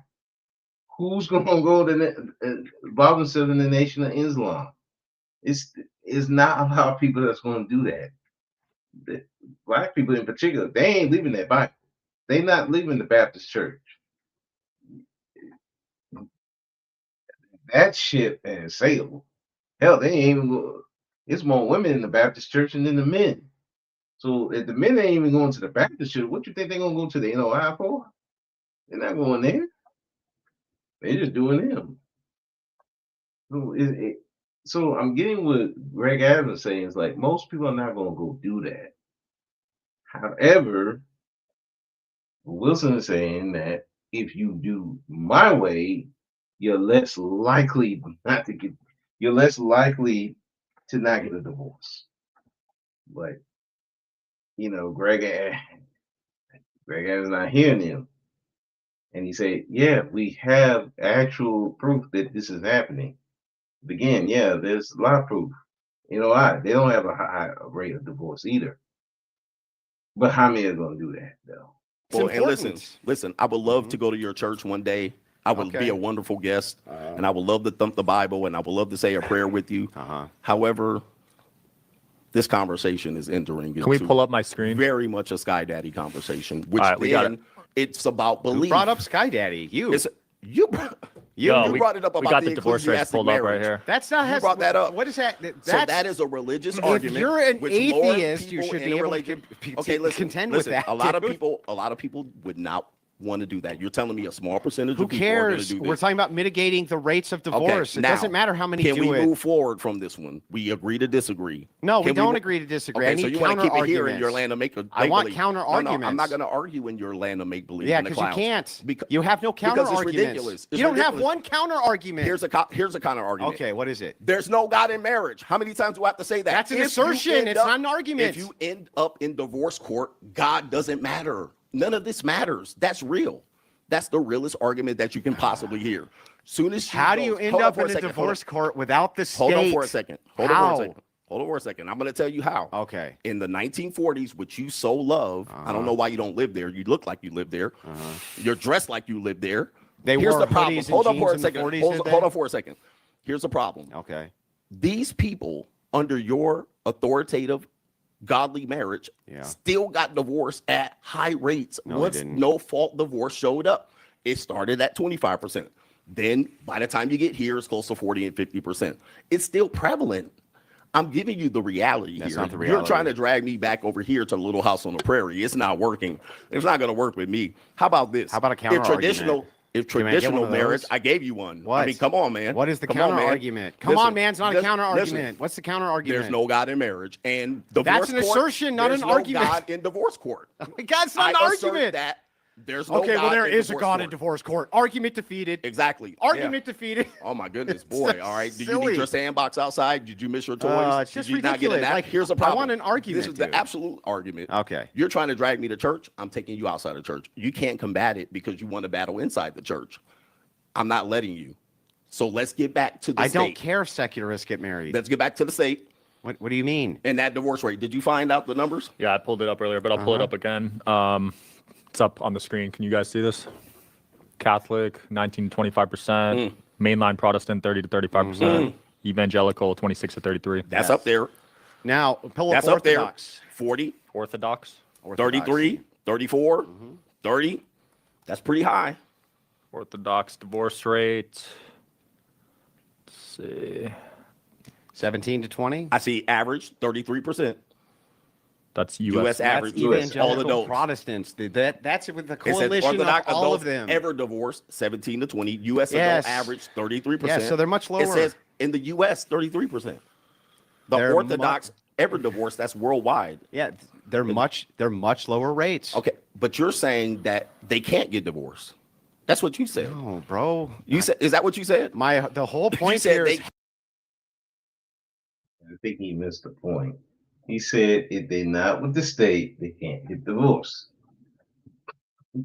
Like, he just missed that part. He never said they can't get divorced as long as they ain't with the state. If they with the state, they get divorced. What are you doing now? can't how get do divorced we because you're mitigate the enforcing risk them. of divorce? You can't ever completely mitigate it. 30%. It can't ever be completely mitigated, but you can mitigate the risk of divorce. Okay, great. It is lower. They're Much saying it's lower, lower. much lower. Okay, all right. So a chance of getting hit 30% versus 44%.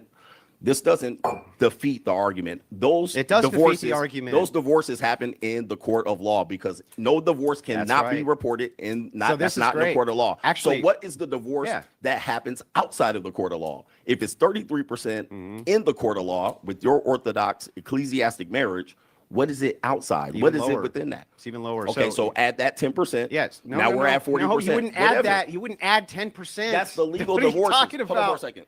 When you say a divorce, those are reported divorces legally. That means these people filed in the legal reported system. That's 30+%. Okay. You said there would be more that were outside of the door. No, less. Outside of the state. Less. No, hold on for a second. Less. There's additional No. outside of the marriage, outside of the state. No. Oh, there's none? Well, so you're no, saying no, there's zero. Not really. What are you saying? Okay, so let me explain. Please. So that you understand. Additional to the 33%. Yeah, but you have to, can you at least let me finish this time? Please do it because you're slow. So if it's the case, you're in an ecclesiastical marriage, you're still adding usually the state. These people are all adding the state, okay? The Catholics themselves, if you were to look at their annulments rate from the ecclesiastical authority, it's actually much lower than even the percentage that you're getting from the state because they add the state in, which means some people will ignore the ecclesiastical authority and get divorced anyway.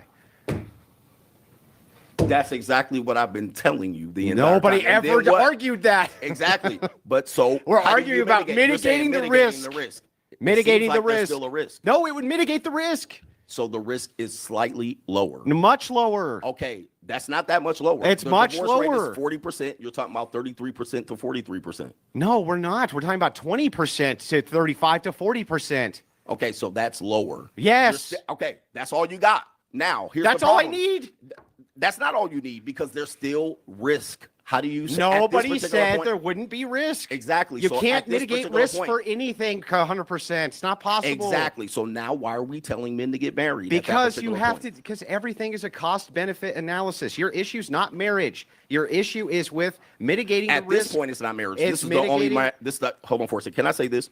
Oh my God. You're- can you Hold ever on for a stop second. saying something so I Come can on, say listen. something? At this particular point, listen, Okay, I'm You're listening. telling me from this point, we haven't even got to the entire marriage because you're still over in the land of make believe. We haven't even got to the other issues What's of marriage. make-believe? Hold on for a second. We still haven't got to the other issues of marriage. I'm willing to so get to you're everything. telling me about the mitigation risk, and we've wasted too much time on it. Can we talk about the other issues of marriage? Well, which okay. are sexless marriage. Can we at least wrap this up? Yeah, Please? let Andrew finalize this, and then Yeah, we'll move on to so that. the thing is like, the problem is you said it was a great institution. If you say it's a great institution, even when it was a great institution, people were still getting divorced. So if that's the case, what you're really after is just mitigating risk. And I'm giving you a perfect way to mitigate risk, right? And the fact of the matter is that it is becoming more and more popular to do it this way. Prenup plus ecclesiastical authority almost mitigates your risk entirely, except for common law, but you can pick the state to live in for that. And you, by your own logic, can't defer from common law either. You can't protect men from that. So the thing is like, you can't have it both ways. You can't agree marriage is good and the backbone for the West and you really like it and it's fucking great and it's a great institution, but also don't do it because it's make-believe that you can mitigate risk even though you can right this second. That's insane. Listen, All right, final I'm point. listening. final point. Let's get to the other risks that are associated with it. We got that. That's we not a tackled final that point on this. That is Make the final point and then listen, go to listen. that. I'm a grown man. I'm not 22-year-old OnlyFans. I'm going to say what I want to say. Listen to this. At this particular point, You got we're me moving on that forward. one. Listen, we're moving forward. Okay, we're moving At forward. this point, what are the other risks that we want to guard against? We got the divorce. You're going to put them on the ecclesiastic paperwork. Less people are doing that. Not a lot of people know how to do it. He just got married. He didn't do it. All right. I can almost guarantee. Probably not. Exactly. So what? So now, less people are going to do this. Not a lot of people know that. Not a lot of men are going to So it prepare sounds like we themselves to should do try to that. change that, huh? Exactly. So that would be I a agree. very tough We should scenario, try to change and it. most likely it's not going to happen moving forward. Okay. There are other issues in marriage Okay, let's that get to 'em. typically, if depending on what authority you go under, are still a risk for men. Yes, it's great for the backbone, but a lot of men are in sexless marriages. A lot of women are in sexless True. marriages. The percentage of affairs in marriages Mm-hmm. are still a big issue. That can't be addressed. Oh. Those risks are going to be tough. And now you have an issue because now whoever's your authority has to mitigate that risk. Now all of a sudden they have to govern or socially pressure the women, and that's going to be difficult to do. 20%, 30% of sexless marriages, 20, 30% of people having affairs. This is not the intent of people who get married. So yes, we have the divorce. We set that aside. Now, what about within the marriage? How do you mitigate the risk for that? I'm assuming you're going to have the ecclesiastic come through the home and force the wives to fuck their husbands. Oh, that's quite the straw man. But I'm assuming. I'll go ahead and answer. Actually, the ecclesiastical authority does mitigate against this, and here's my proofs. Proof one: if it is the case that you get married to a woman who's a virgin, but she's a virgin because she's a Christian, hang on, let me get through the entirety of the argument before you start freaking out. If it is the case, Virgins. your chances of that marriage ending, very, very, very small, one. And two, they report that they have a happier sex life.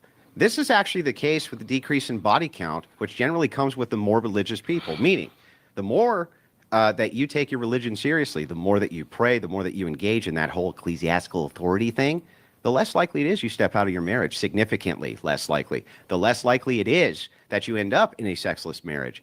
You know why? Because there's a reinforcement in Christianity that men and women are not allowed to deprive each other of that, of sex, when it comes to marriage. And you find that people who follow the traditional faiths generally don't. And so, yes, the ecclesiastical authority preaches. Believe that, because especially in the black church, they be freaks.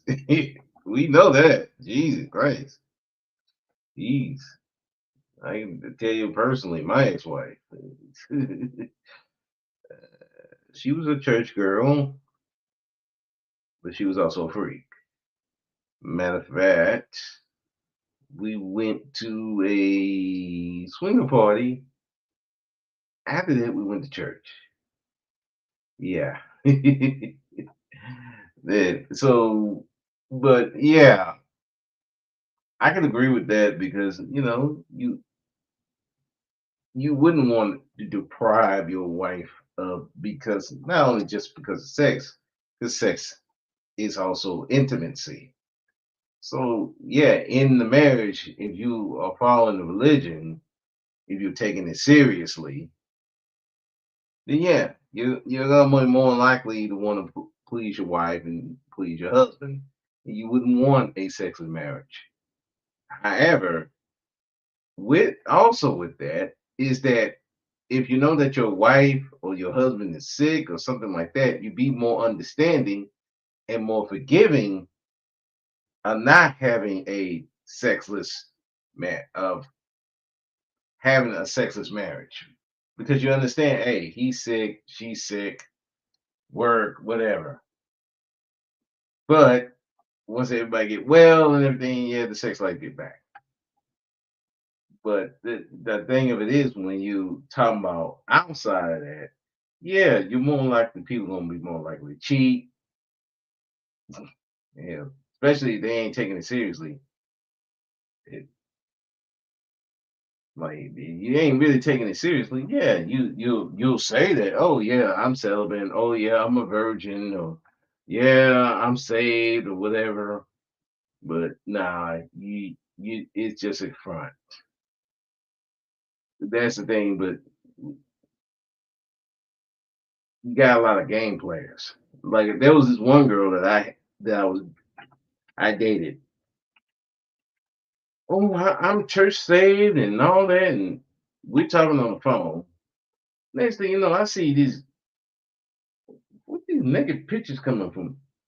Like, what the fuck? Did I download some virus or something?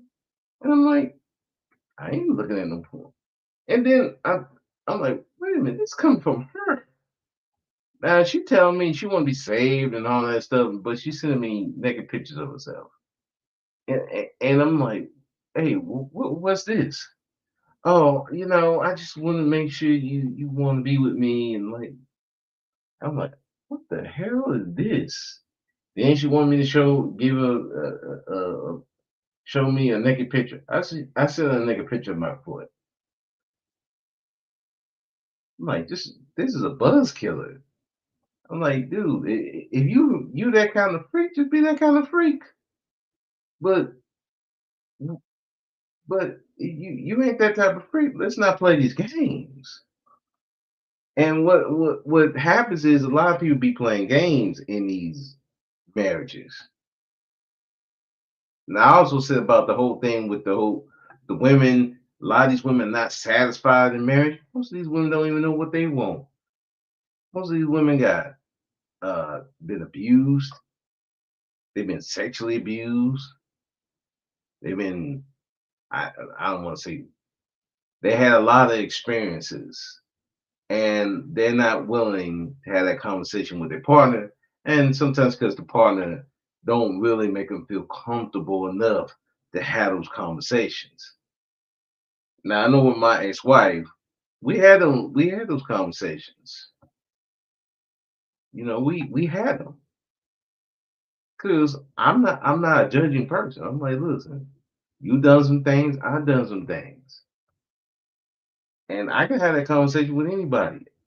Again, I've been to strip clubs, I've been to swinger parties, I've been to I've been in gang bangs, I've been in trains, I've been in orgies.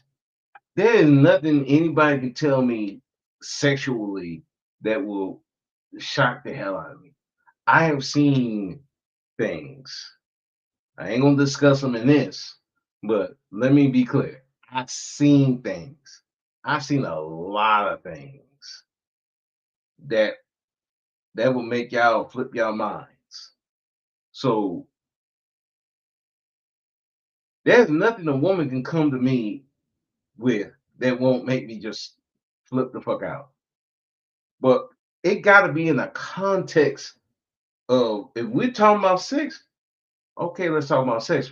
But when we talking about religion and waiting for marriage, and then you want to show me your vagina and stuff, that's not the time for that. Now you sending me signals. So what you showing me one thing, but you telling me another. And a lot of times in these religious marriages, they show you one thing, but then when you get with them, there's another thing altogether. And this is where, going to Wilson's point, if you're following it, really following it, yeah. And you're gonna be, and even with them, you'll be a little more open. And you won't be talking about raunchy stuff, but you'll be open to, hey, what you like, what you don't like. But if you hiding and you flip flopping, you more likely to hide your shit, and then now you playing games. You want the freak to come out, but then you want to hide because you're afraid the partner gonna look at you funny. And it's gonna come out no matter what. And then, and if your partner ain't ready for your sexual side, yeah, that's gonna dry out the vagina, and that's gonna shrink the penis. And this is when you get these sexual, and along with,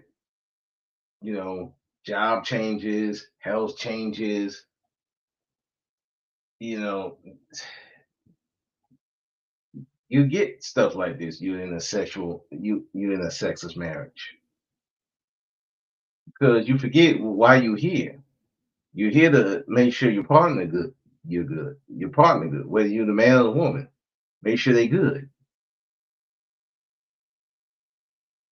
I know me. One thing I can honestly say with my marriage, sex was not the problem. I never experienced a sexless marriage.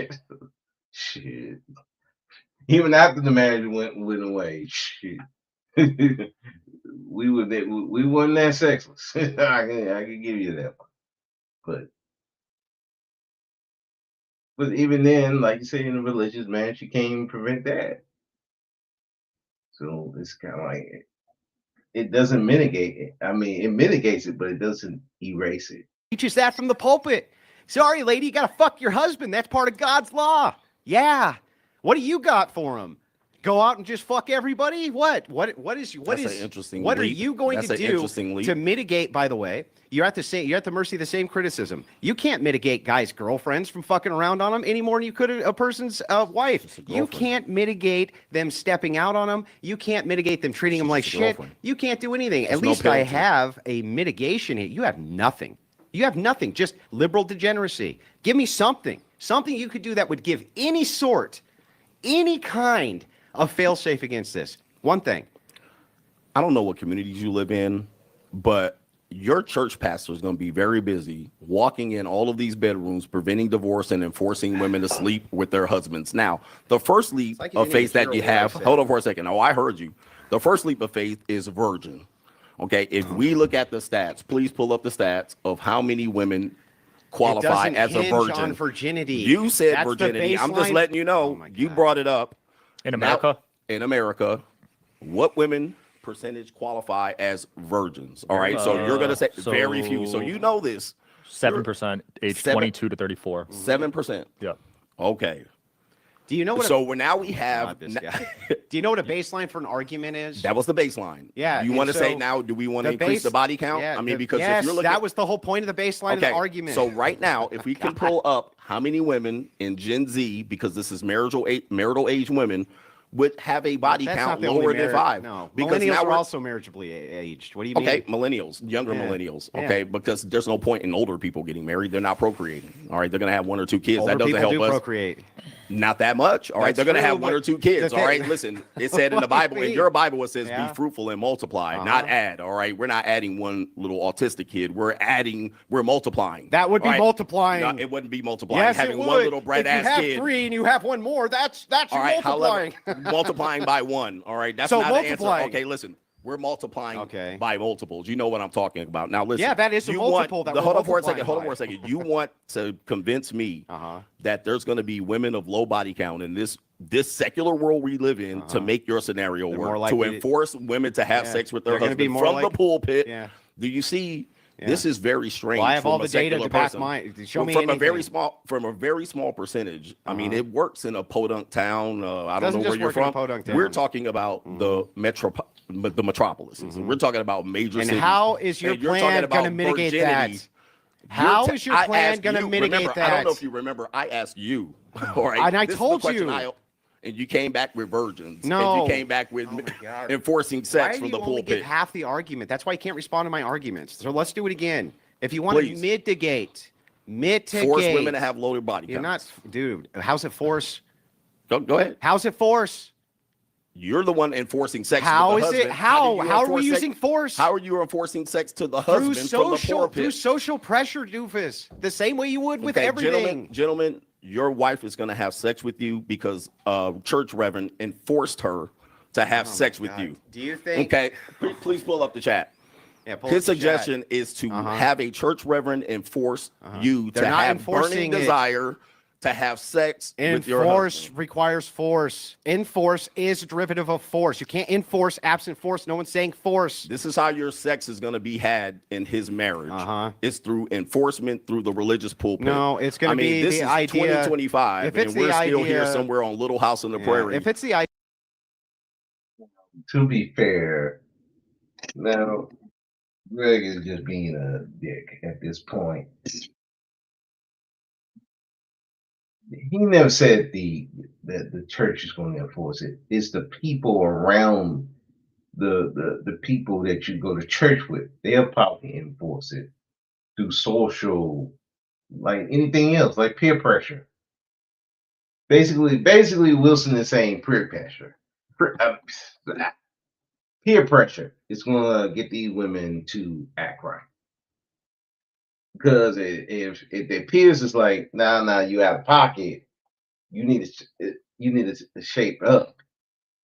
Yeah, they're more likely to listen to them than maybe they're more likely to listen to them, right? And Greg is like literally saying, "Oh, the church is just going to come in there and manage your marriage." Like, it's not what Wilson is saying. He's saying that the social pressure, the people that are around you, they're going to pressure you more. I don't want to say pressure. Yeah, let's just go with peer pressure. Peer pressure. So, oops. God damn it. burning Enforcing it. desire to have sex with your enforce. husband. Yeah, it's it. Sorry about that, y'all. You're just saying the social, same thing, everything. How most people got into sex, how most people got into doing the thing they do. Social pressure, peer pressure, doing things you didn't want to do, but you did it anyway. Peer pressure. That's what Wilson is talking about. Greg is like, no, you're gonna have the church, you're gonna have the pastor come in. It's like, come on, dude. This is a debate, or you just want to embarrass the man. It's like, come on, man. You see why I would say Greg Adams lost a lot of this. And it's not just because he didn't have good points, it's just the name calling and then just this, picking at the man. I can see why Wilson getting frustrated. I'd be frustrated too. You ain't listening. You just want to overtalk me. And I'm like, nah, I ain't about to put up with that bullshit. requires force. Enforce is a derivative of force. You can't enforce absent force. No one's saying force. This is how your sex is going to be had in his marriage. Uh-huh. It's through enforcement through the religious pulpit. No, it's going to be this the is idea. 2025, If it's and we're the still here idea- somewhere on Little House on the Yeah, Prairie. if it's the idea, I would love that to have women this reality. If it's the idea that women have and men have both, that they're not supposed to deprive each other from this, because that Right. is how they live the life of a Christian. The case of the matter is that they try to keep themselves sexually appealing to the partner. They try to keep themselves moving towards that state where they're found appealing. That's part of that. Why do you think? And by the way, you keep saying force. Can you Enforce. demonstrate anywhere that I said that there would be any force involved with any of this, or that it's I even said necessary? enforce. Enforce is force. Correct. That's what. So I was So correct where by is using the force? Where? You tell me. You're the one. You're that's gonna asked the take- question. Wait, you're the one that told me the church reverend is going to come and force marriage. No, and sex. when? You said that earlier. No. I said the Enforcement from ecclesiastical the pulpit- authority from the uses pulpit. social pressures. Social pressure That's to not make your force. wife fuck your husband. No, you're not So making them that's- do anything. Okay, to encourage them to fuck their Yeah. husband. Okay, this Don't you encourage people's wives to fuck them? I don't need to be in their bedrooms that much. Yeah, I can't mean, if force her somebody, to do if, a, anything. wo- if Listen, I somebody can't called force you, a woman to do if very a woman much. called you and said, "I don't sleep with my husband. He seems angry at me," would you encourage him or her to sleep with him? I wouldn't encourage her to do anything, especially with You me. wouldn't I don't encourage mess her with to do I don't mess with married women. That's their Brilliant. business. So your solution is fucking nothing.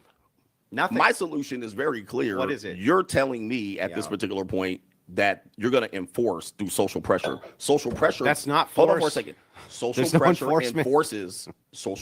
enforces women to be very promiscuous at this particular point. Uh-huh. Now, you're talking about 7% of the population or better, maybe 10, that are going to fall under this category, and this is going to lead a wave of women sleeping with their husband through social pressures, when social pressure quite tells them the opposite. Let me What? move. Let me I don't handle even know this. what the hell you're talking about at this point. Exactly. It's very difficult. I know. It It's is very very difficult for difficult. you. I know exactly, and very nice tactic. But listen, Yeah, I think he's intentionally trying to do this.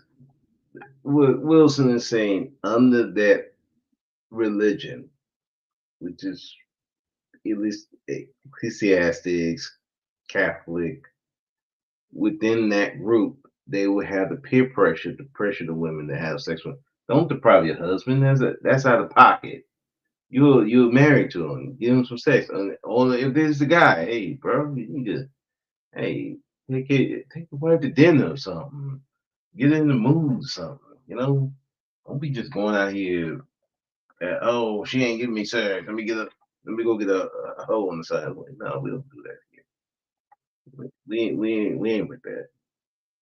Now, what Coach Greg Adams is talking about is social media, the movies, and all that, where it's just a free for all, and and he's just focusing on women. Let's not talk about the dudes. You got fucking Antoine Daniels talking about I can have hoes on the side, and he married. Wait a second, what you married for? So you're telling dudes to have women on side, even in the marriage, where that can lead. You literally have content creators talking about they married, but they got hoes on the side, or they want hoes on the side.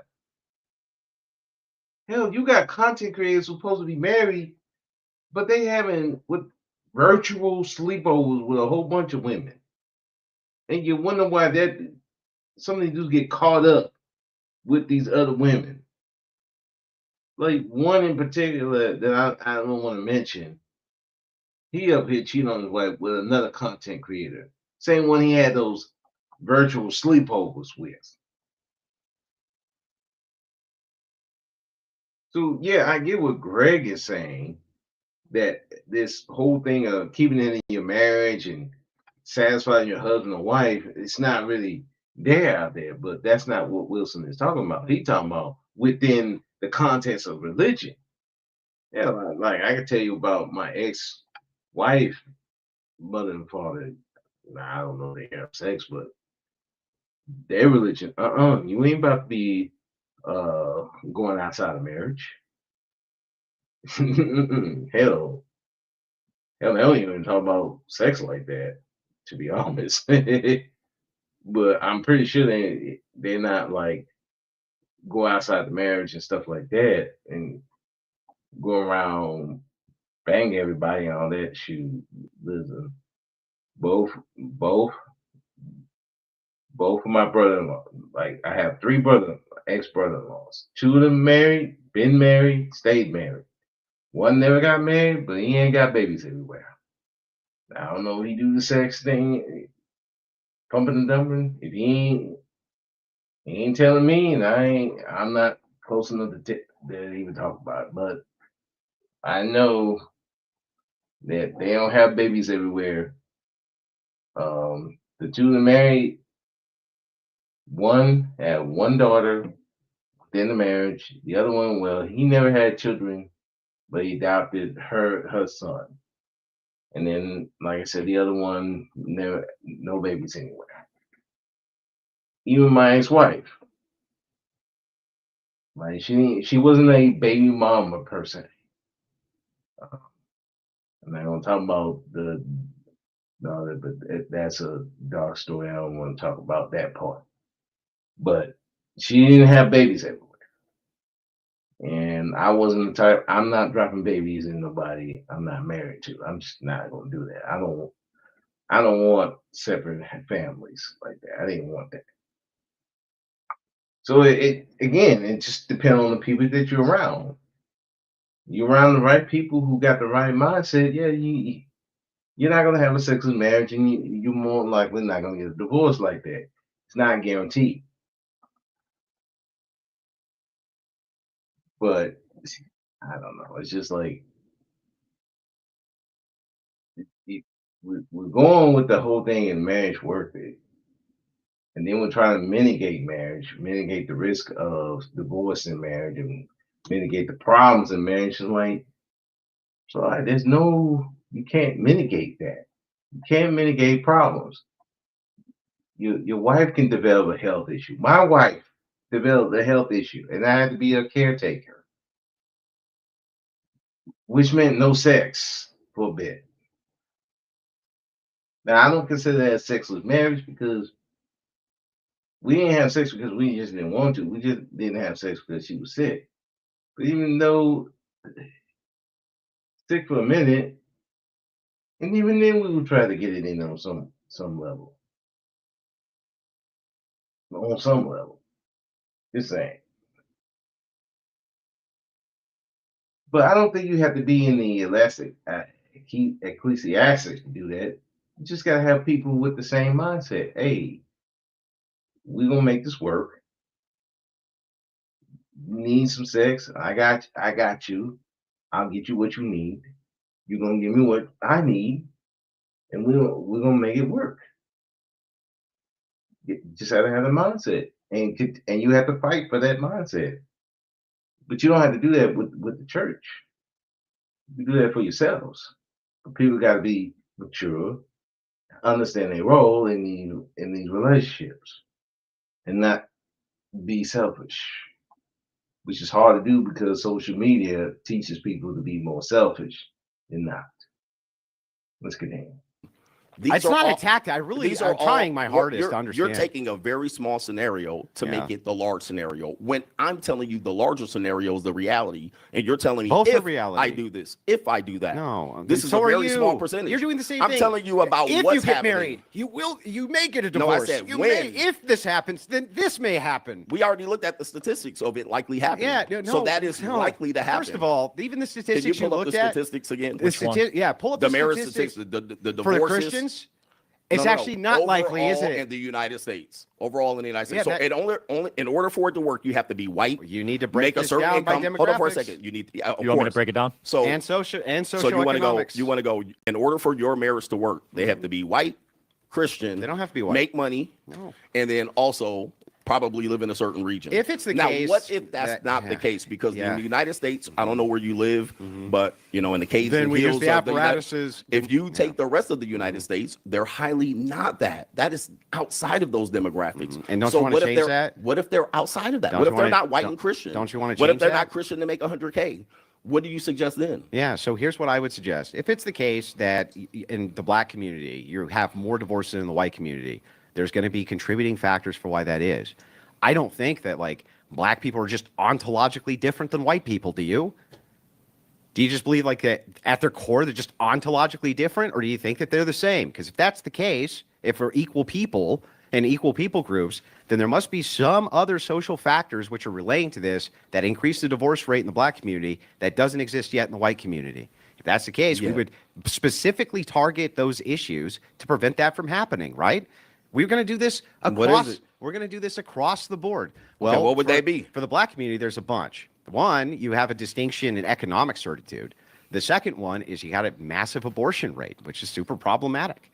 Another one is you use matriarchal structures in the family home instead of patriarchal. Huge issue that you have. By the way, when it was Christian based, didn't happen. It was a patriarchal structure inside those black homes. And boy, they didn't put up with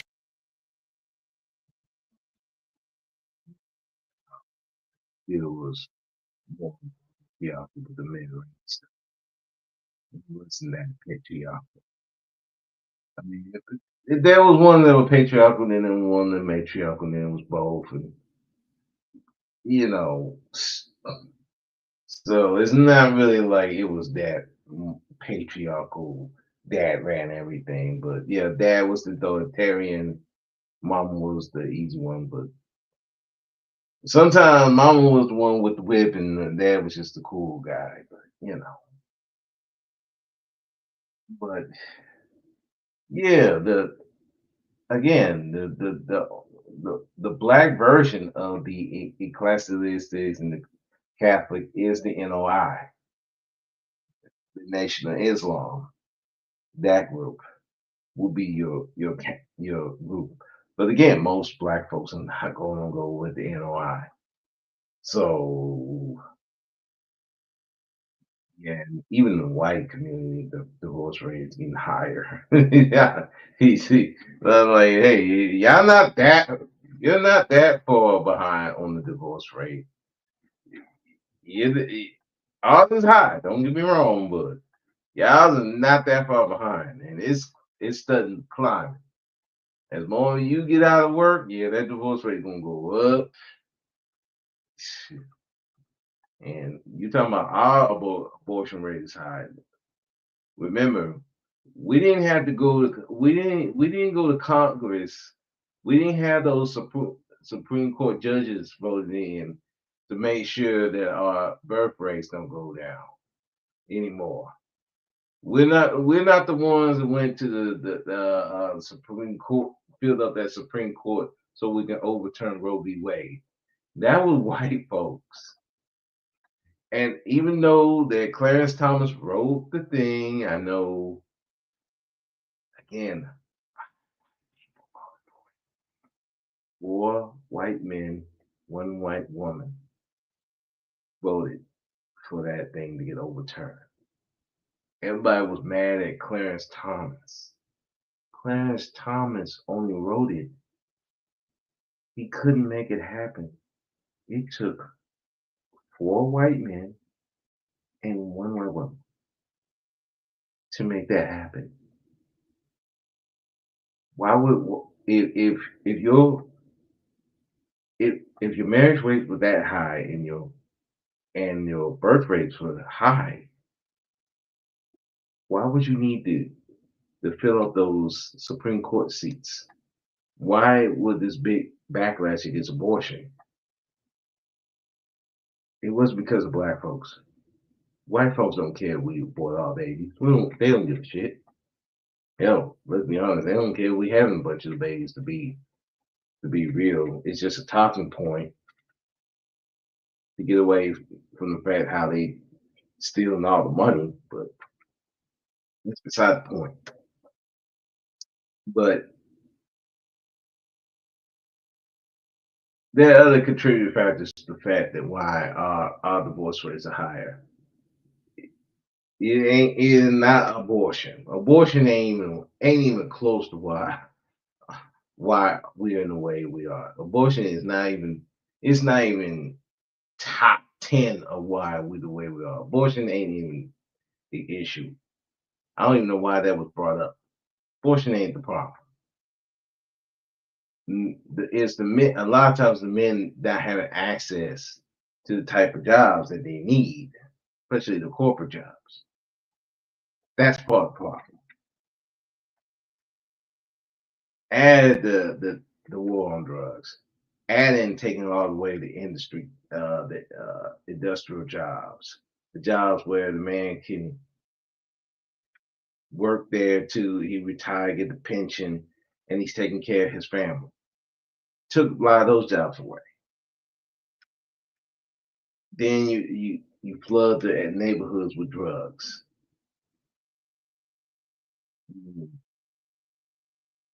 Then you have the war on drugs, and then you had the 3-strike rule, and now the men can't get jobs because they got felonies. So now they're dependent on a woman and living off her Section 8.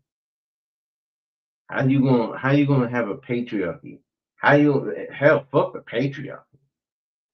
How you gonna even gonna be function as a man and you living under a woman?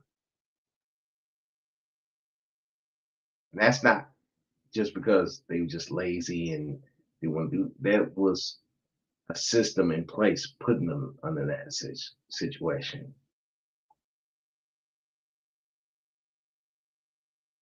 Abortion is not even the top thing.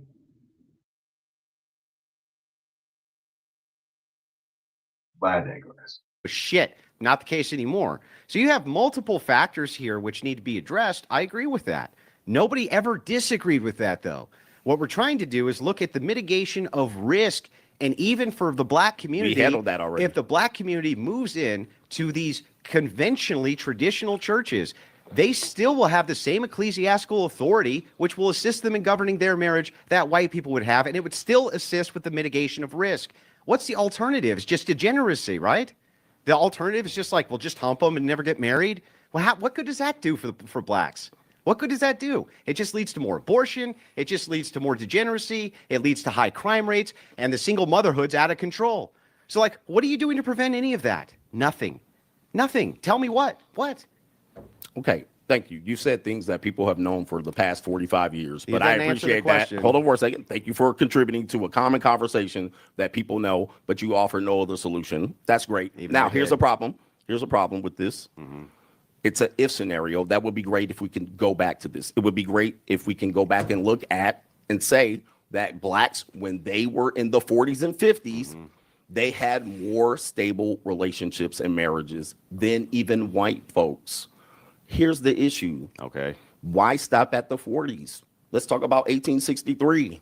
Okay. Your tradition seems to always hit this point of 1940s where you shine this light of traditionalism that you've never lived in, that seems to be in a snapshot of something that you don't even know about.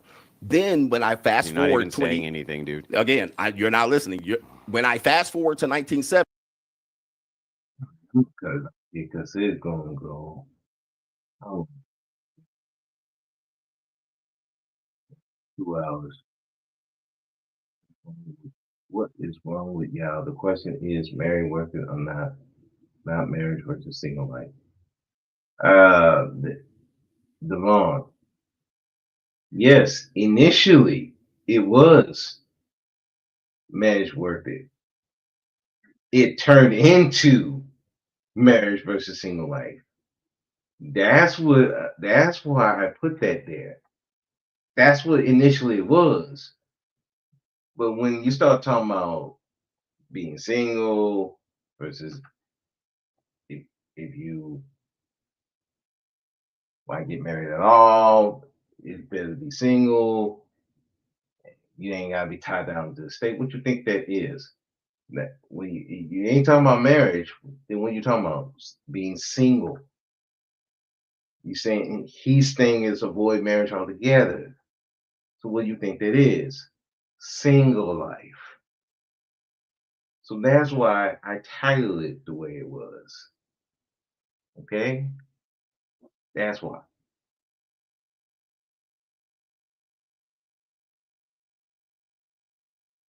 Because look, that's what Greg Adams is preaching. More of the single life, not putting the state involved. Staying away staying away from cohabitation and stuff like that. So you don't have this risk of divorce and risk of being harmed in relationships. That's why I put it as title. So if you're wondering why I put it that way, that's why. So just trying to be different. But anyway, I'm gonna end it off here. I will catch this up. We'll do part 2 because it's already been 2 hours and I want to go to bed. I got work tomorrow. I got people coming over to fix my generator. Then I gotta go do some Ubering, put some money in my pocket. I got shit to do.